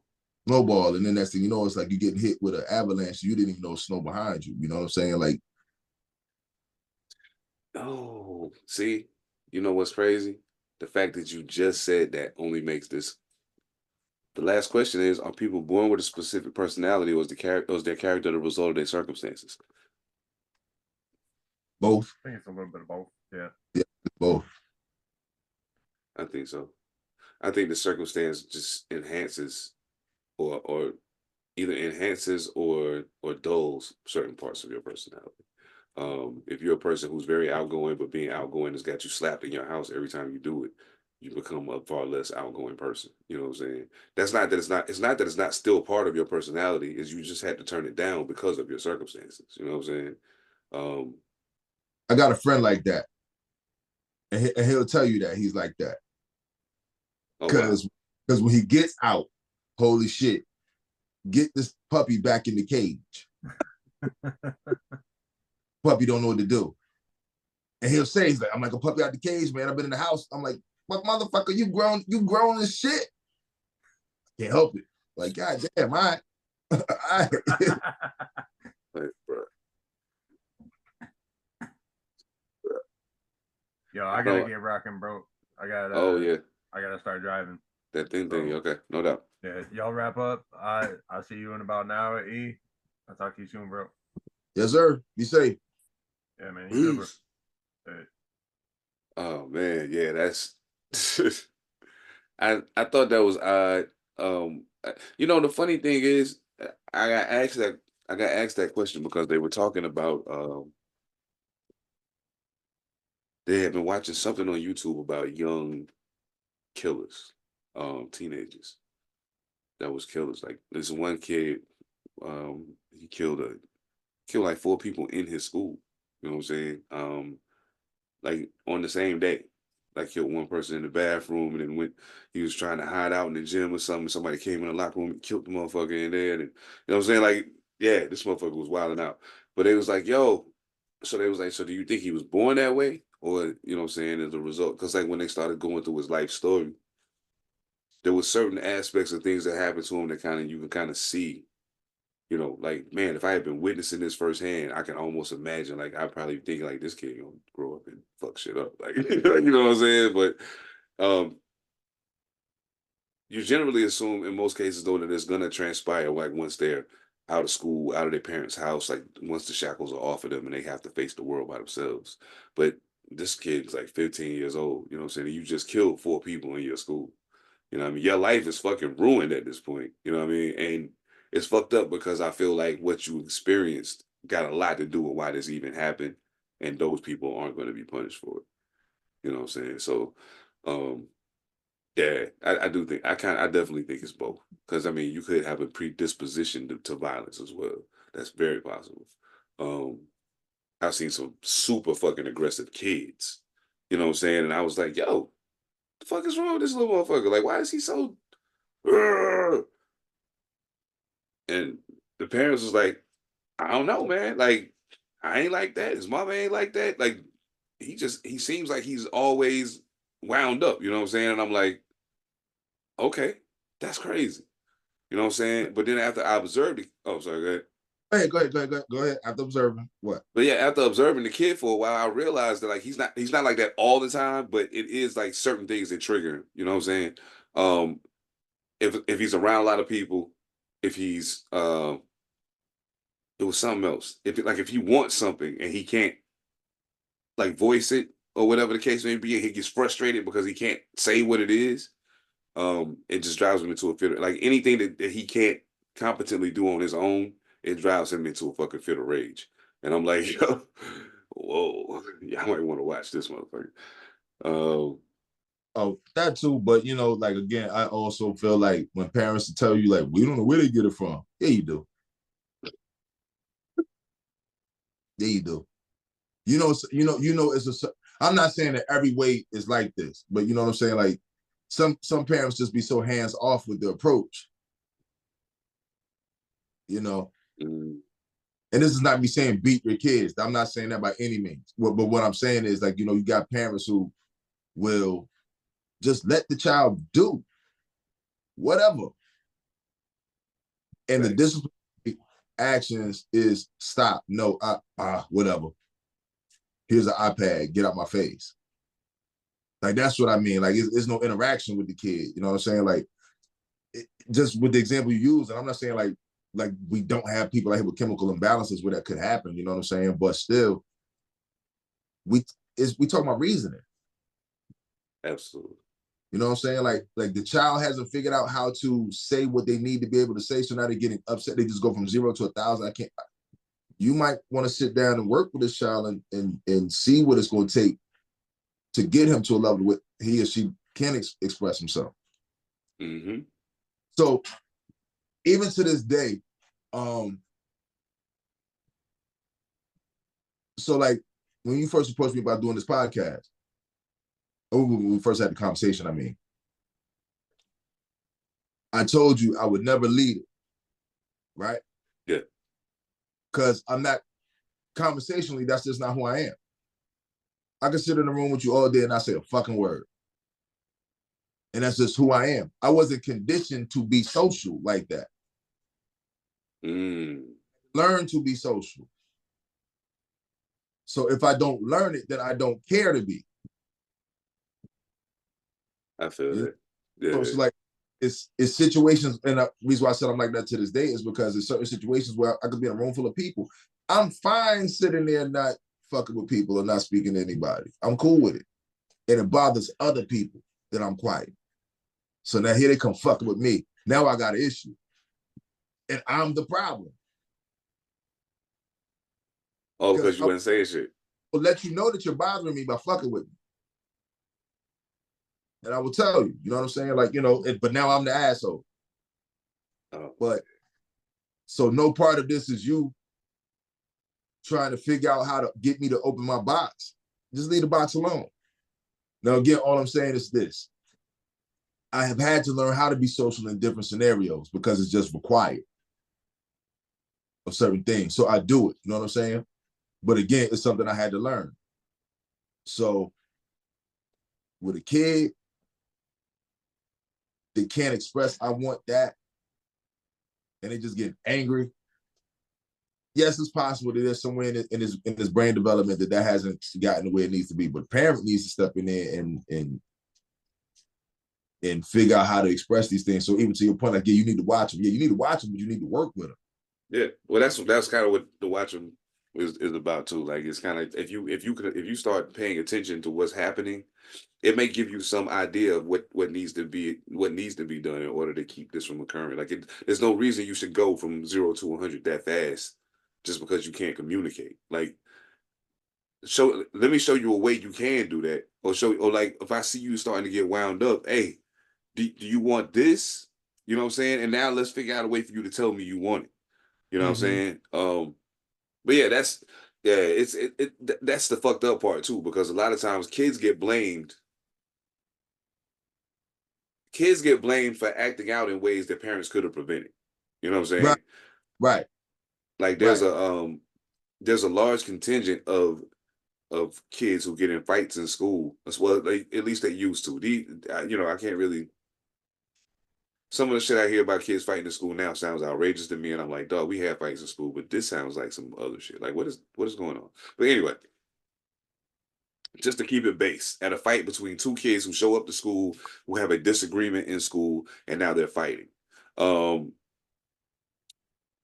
Most of the time that occurs because somebody didn't know how to be, going back to what we was talking about before, somebody didn't know how to be wrong and accept it. Mm-hmm. You know what I'm saying? And accept that the other person was right. And then the person who was right maybe didn't know how to be right and not berate somebody for being wrong. You know what I mean? So now we have a conflict of two people who may not want to fight each other, but they simply don't know how to exist in the realms that they exist in. So now there has to be conflict because we don't know any other way to disagree without being violently disagreeable. In scenarios like that, I feel like parents have done two things wrong. A, not teaching your kid how to win gracefully or lose gracefully. You know what I'm saying? You have to do that because they're going to lose. Nobody wins all the time. They're going to lose. You need to be able to lose like a well-grounded person. Like, oh, I lost? Okay, cool. Hey, congratulations. It is what it is. Maybe next time. Same way you need to be able to win without all that shit ain't necessary. You won. That's the victory right there. Now, this coming from somebody who was a stone cold showboat in every sport I played. Stone cold. You know what I'm saying? But even in that, when I got to Winston-Salem State University, guess what the first thing was they told me? Yeah, it's time to tie that shit up, put it back in the box, close that shit, and put it in the closet. You ain't doing that here. Gotcha. And if I wanted to play, then I wasn't gonna do it. So guess what I didn't do? You know what I'm saying? Because my parent, my mother, my grandmother, my father, and all the adults that had any hand in raising me taught me, hey, when you ain't making the rules, you got to follow the ones that's in place. Got you. Oh, I can't do that here? Say less. Say less. You ain't even got to convince me. It's all good. You said if I want to play, I have to do this. I understand cause and effect. I understand, you know what I'm saying? I understand all of that. The cause being, if I don't do what you're telling me to do, the effect is going to be I don't get to play. The whole reason why I even came here is because I want to play, and I don't want to sit for a year waiting to play. So, yeah, parents got to do their part, man. Like, you can't blame the school system. You can't blame what they watching on TV. You can't blame the video game. You bought the fucking video game. The kid ain't got no job. You pay for the Fire Stick or the cable or what the fuck ever. You pay for that shit. You know what I'm saying? Yeah. You send them to the school when they had an open house at the beginning of the year for you to meet the teachers. You never take your ass there. You don't know who's teaching your children. Like, come on, man. Come on, yo. It's the electronic for me, man. You know what I'm saying? Like, and I understand. I mean, yeah, I'm gonna sound my age, whatever that is. But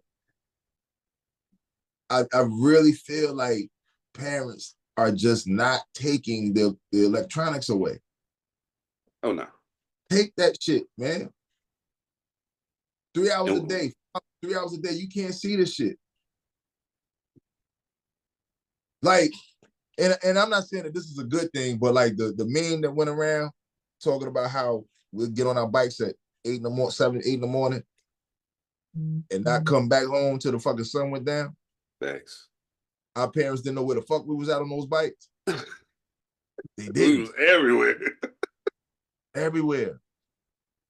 I couldn't wait to be at somebody's house and I could take my bike. Oh shit. Like, just be all over the place. You know what I'm saying? Like, now I'm not saying the kids need to just be unsupervised and just run around the world. Not saying that. Because that shit was actually dangerous as fuck. But just not being outside. You know what I'm saying? Like, they don't play games. There's no physical games. Like, I do not see kids playing. I don't see people in the park playing ball. I don't see that. You know? Wow. Kids like, so the social structure is changing because of this. Like, the way that we think, all of that is changing. You know? So, like, I was talking to a woman the other day. And she was like, actually, you know who she is too. And she was talking about how she's trying to date, but she can't meet people because of what she does, you know what I'm saying? Or she's like, you know, once they found out I know this person or that person, you know, now like, nigga didn't rap till they found out I knew so-and-so. Like, shit like that, right? Now. Oh, damn. Okay, yeah. Now, again, to that lady, but that's who all your friends are, and that's kind of what you lead with. So, I mean, come on, you got to accept your part in this too. But she was just saying, like, you know, so because of who she's around, she's not trying that method anymore. She's trying online dating. She's like, all the bites she's getting is from younger dudes. It's like, I don't want to date no younger dude. I said, well, you know, look, if you trying to date somebody, you might want to open your scope a little bit, just a little bit. You know what I'm saying? I'm not saying, you know, just accept whatever. No, but you might want to open your scope a little bit to something that you thought might not have been what you wanted. And this might be exactly what you need. You know, it's a difference. But, you know, she's of a certain age and she's like, I just don't like this shit. Like, I prefer the personification. I like, you know, be personable, like be around people, like talk, touch, That shit's changing. That shit is changing. In a hurry. There's been a couple of times I'll be overseas and I'm dude is on the phone. What you doing? On Tinder, finding bitches. Here? Yeah. We can't just walk outside. I mean, whatever, you know, whatever floats your boat. You know what I'm saying? But it's just, things are changing. You know what I'm saying? Like, and the way that we relate is changing. And parents these days, I mean, and it may have happened to you. I know it happened to me. You know what I'm saying? Like, the television babysat me a lot. Between that and books. Now, mind you, at least I had an interest to read books. So, like, that's a big part of my formation. You know what I'm saying? But, absolutely. And I'm not saying that the kids need to be reading something. But they need to be some kind of information, you know what I'm saying, needs to be poured into them. Yes. You know, and I can't say necessarily the case. They just into the electronics. I think it's okay. They can't relate to each other. That's the thing. I was gonna say, the funniest thing about where I saw it first, where I noticed it first, was in basketball. Was when I noticed it.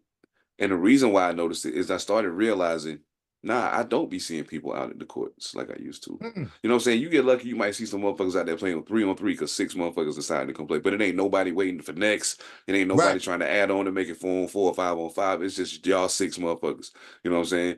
Everybody else is off in the gym somewhere by themselves or at their house in the driveway watching videos on YouTube doing drills. And that's why we got all these one-on-one fucking ISO players who don't know how to play team basketball because all of Yeah. these motherfuckers don't know how to play basketball in the garage by themselves or in the Yeah. driveway by themselves. You know what I'm saying? Like, that's how they learn to play. Like, Yeah. when I was young, it was me and niggas from my hood. We would go to other hoods and play niggas. We learned how to play ball together. You know what I'm Yeah. saying? Like, so to the point that when we got split up to different schools, we was like, damn. You know what I'm saying? Like, this is fucked up. But like, I know how to play with other people. I just got to figure out how these people play. We can still roll. We can still roll. Let's get it. But that was where I noticed it first. So as soon as you said like they don't know how to relate to each other, I'm like, damn, yeah. Like, I think oh shit. What is the proliferation of the high scoring point guard has been a result of that.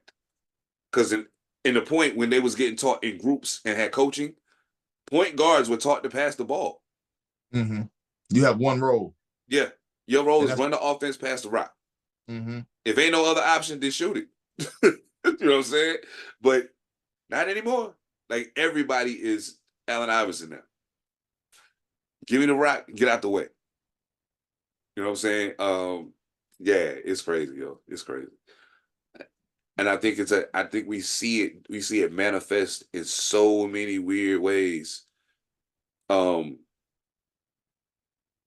the bad part is the parents don't even recognize what damage they're doing by just handing the kid an iPad.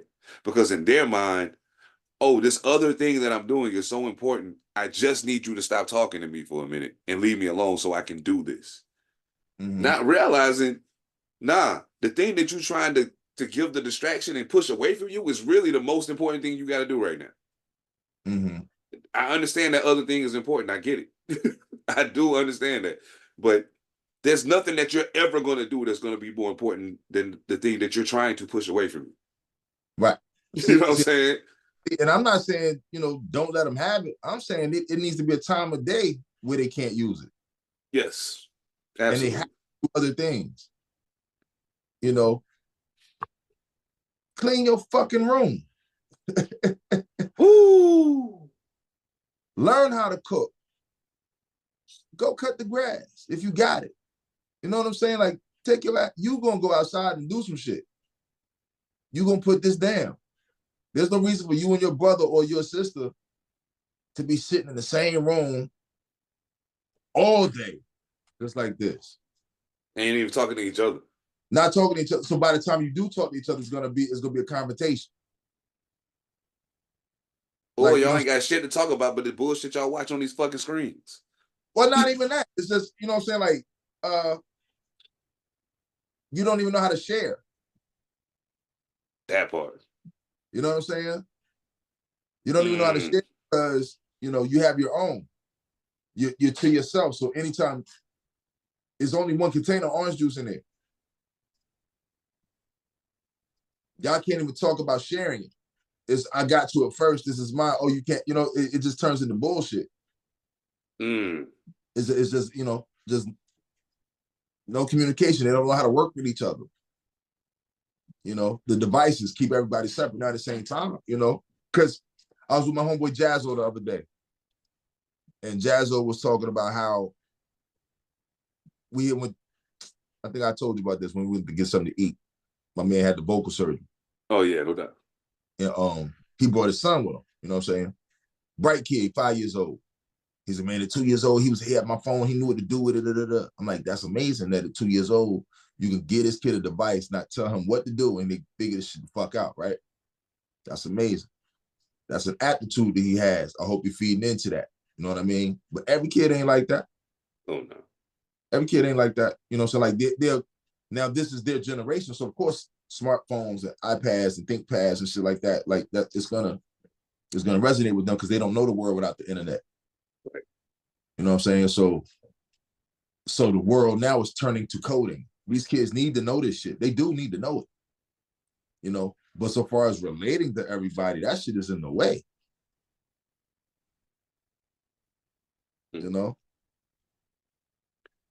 Plus, it make it a whole lot harder to automate a world full of people that talk to each other. Make it a whole lot harder to do that if people actually talk to each other.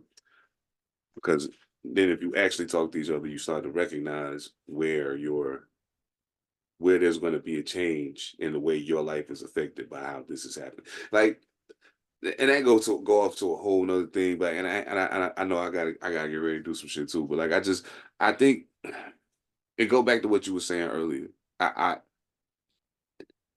know it's a fact that people are uninformed, but unfortunately, people at this juncture are willfully uninformed. You know what I'm saying? Like they're choosing to be uninformed because the amount of time that dog I can't tell you how many times I've been in a room, right?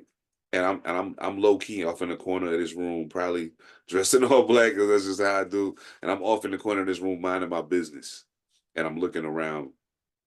And I normally do this in a room. I'll sit somewhere off in the cut by myself and just watch everybody. And all I see is oh God, how could you? And I was like, you know what's weird is all of y'all sitting here staring at the screen and scrolling. Like the wildest part of all is y'all so busy staring at your screens and scrolling, you haven't realized that I'm the only person in this room that's not doing it because I'm watching all of y'all. But don't none of y'all know that because y'all all like this. And more importantly, what you're doing right now is giving rise to $1 million question. How much time in a day, in 24-hour cycle, do you allocate yourself to be on TikTok, Instagram, Facebook? Like, and most people don't even think about how much time they because they consider, oh, I was on it, boom, I stopped to do da da da da da da, blah blah blah, ABC took place, and I came back and got my phone back out. Now I'm back on it again. But you ain't thinking about the fact that all of those times, it all add up. It's all within the same day. Still, what else could you have been doing while you was doing that? Like, or instead of being on TikTok, you could have been on Google or, politics.com or something or whatever. Learn a new skill. Not saying TikTok can't teach you that because I've seen plenty of people say learn some shit off of TikTok. So don't get me wrong. I'm not saying none of these things have no value at all. But what I am saying is there's a whole world out here that existed prior to all of that is still here, still very functional, still very valuable, and can still absolutely positively add to the quality of your life, except it's being forsaken because you want to just keep doing this. Just keep doing this. Keep doing that. Like, I don't know. I don't know, man. And sometimes I just be like, dog, why you even say anything? Just don't say nothing. Don't say nothing. But it's hard for me to not say nothing because I was raised to say something. So it's hard for me not to do it. But yeah, I don't know, man. Technology changing everything still. And it changes every day. Yeah. It definitely does. Which is a good thing. But again, like, we're losing the human element. Yes. Of communication at every point, English language is changing. Like, for instance, yes, they put conversate in the dictionary. Okay, they did that, right? I'm not mad at that. I get it. Again, the whole language is made to fuck up. I get it. But I think it's also indicative, like, the actual word that I'm about to use, and this is just a pet peeve of mine, that's why I can just draw it out the ear this quick. Preventative. The word is preventive. The word is preventive. The word is preventive measures. That was originally the word. Somehow somebody started saying preventative, and now that is what you see in places. Wow. You ever notice how many places you've seen preventative? Yeah. Yeah. Absolutely. Things change. You know what I'm saying? The way we communicate changes. You know, people adjust and do what they do. You know, but again, so far as relating and you know what I'm saying, getting that kid to figure out, hey man, you ain't got to get mad just because you don't know how to say what you want. Point at it, motherfucker. Point and go, maybe that might work for you. Yeah. You know. Foo some shit. I don't know. You know. Use your words. Yo, you know? That's crazy. Yeah. And us included, because like even what you just said, like, you know, like sometimes I'll be sitting there like trying to work on something and I distract myself and go to something else and start scrolling. Shit, I need to get back to it.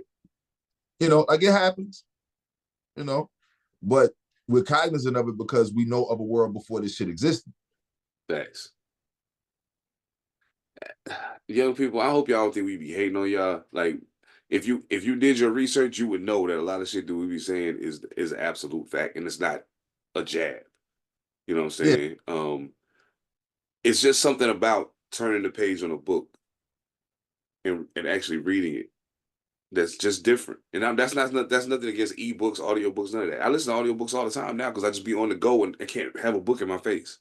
You know what I'm saying? But that's not to take anything away from that. But in all of those cases, in most of those cases, if I had the time to sit still, I would have preferred to have the book in front of me. That's just the facts.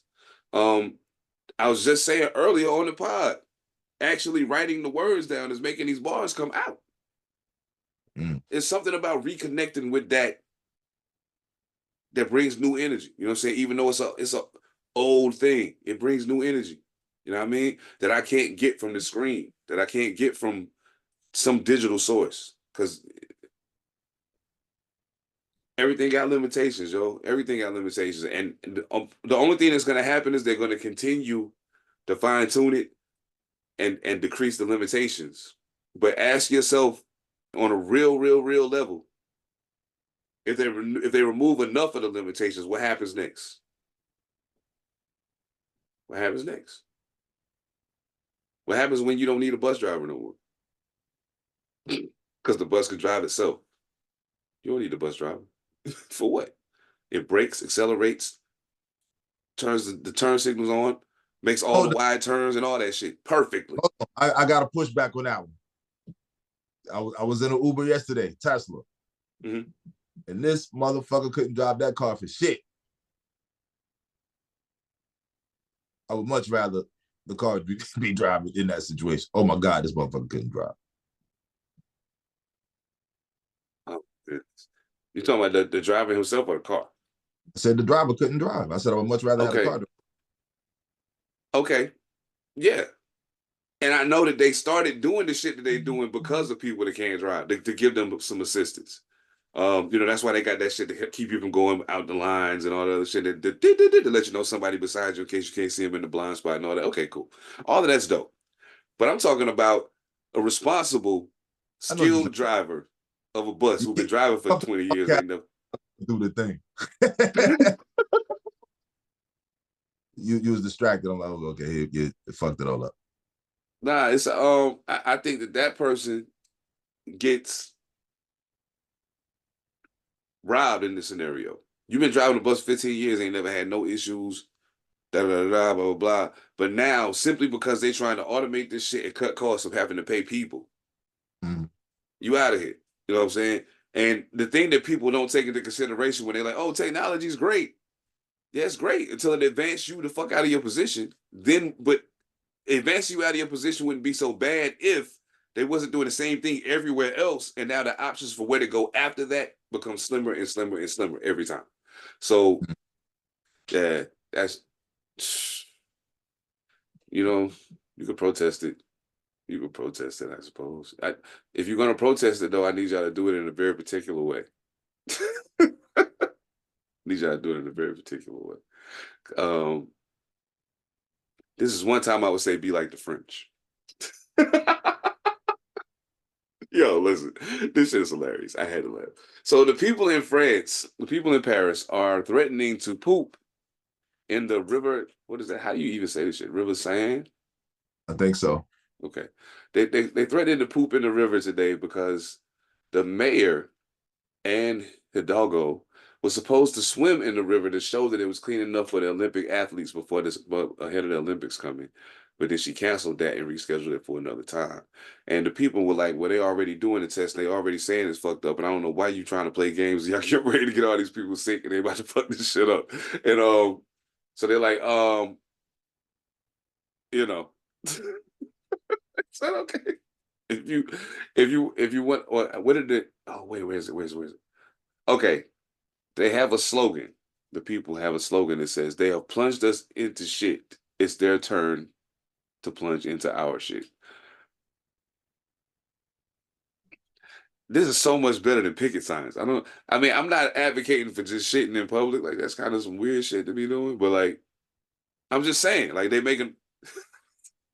I can't even do this shit with a straight face, dog. It's the stupidest shit I've ever heard, bro. This shit is crazy. That shit is stupid. That shit is stupid. Like let's just give it a couple seconds because to me this shit is just fucking dumb. So the river's polluted, and it's so polluted that you can't swim in it. So they're trying to clean the river, and the mayor had plans to swim in the river to prove that it's clean enough to swim in, but she didn't because it's still not clean. Yeah. Yet the French residents are talking about, yeah, we're gonna shit in the river. Seems counterintuitive, don't it?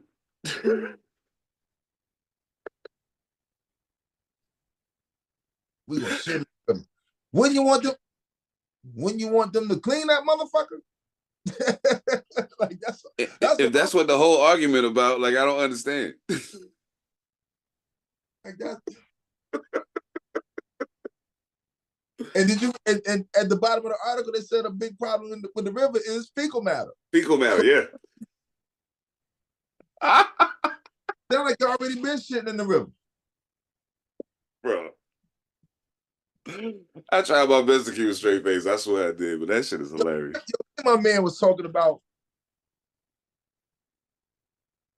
certain cultures' propensities towards filthiness. Oh yeah. And that's one of them to me. Like listen to what we're talking about here. She wants to clean it up for the fucking Olympics. Now, again, whatever you got going on regionally, you know what I'm saying, to where you think she's not paying attention to, I get it. You know what I'm saying? Like, but address it accordingly. Yes. Don't shit in the river. The river already fucked up with fecal matter. And you talking about you just gonna shit in there some more just to keep her from swimming? She's not swimming in it now. You think that's gonna solve that? You know, bro, but like reading it was very pertinent for me because you know the Olympics are coming here. No doubt. You know what I'm saying, in 2028. So yeah, the Olympics are coming here. And I've been seeing them start measures to try to clean up certain areas. Now last night, because it was hot, it was like our first really hot weekend of the year. Motherfuckers was outside. Boy, the homeless, they was out there wild. They was out there wild. The homeless, I mean the addicts and the youth, they was out there bugging the fuck out. They was having a good old time outside. But like on the block I live on, like there used to be an encampment on the side of the street. It's been there for like years. They got that shit this week. That shit is gone. There's only like maybe like 2 other people that's over there now. Like that shit gone. Like again, how they do these things, I don't necessarily agree with how they do all of it because they typically just push the people out and just drop them in another area. Well, yeah. No, but they are definitely taking measures here now to clean things up. You know what I'm saying? Like again, I take the metro, niggas, you motherfuckers. I take the metro. I take the train. I live on a train line. It's stupid to drive. It's stupid to drive when you live on a train line. But they got a transit app so you can see the train schedules and shit like that. They started handing out surveys on the shit. And the questions that they're handing out are directly related to the safety and how you feel when you're on the train. So read it, I'm like, I'm gonna answer all of this shit to the positive and to the negative of what it needs to be, hoping that this is you actually taking these answers and addressing this shit. Right. You know what I'm saying? Do you feel safer with more police down there? Do I feel safer with the more metro people down there? I feel safe if you get the smokers off the train. That's the place. That's the place to start right there. You know what I'm saying? Like, but those questions are in there too. What makes you feel unsafe? Open air drug use, shit like that. Like they it's real questions. You know what I'm saying? Like, and they're not sugarcoating it. Like, so do you think it would be better if we had floor to ceiling turnstiles? Yes. Yeah. You know what I mean? Like, get the interlock shit, do all of that. And they're gonna do it. I can promise you. You know, at least downtown. You know what I'm saying? The other train lines and shit where it's just open air board, and I don't know what the fuck they're gonna do with those. But in this shit down here, where these motherfuckers be downstairs with no pants on the train, butt naked and shit like that, and you know what I'm saying? Motherfucker be sitting right beside a family. You start seeing him opening the aluminum foil. Everybody like, man, don't do that shit right. His kids over here. And he not listening, so you got to punch that motherfucker real quick. Like, his kids here. Get the fuck off the train with that shit. You know, people got to regulate like that. That's wow. So I saw in that article they was talking about, you know, cleaning the home and stuff like that. And I envision the same thing that happens here. You know what I mean? So again, like I said, we got the Olympics. Like, they dealing with that shit now because it's coming up. But for us, it's like, shit, we still got some years. But it's a lot of work to do. It's a lot. Oh yeah, for sure. Yeah, it's a lot. Because you let shit just go for a while. You know what I'm saying? And then it's like, oh shit, oh no, it's got to be in like top 10. Oh shit, all right, yeah. We need to start right now, motherfucker. Yeah, I feel that. Hell yeah.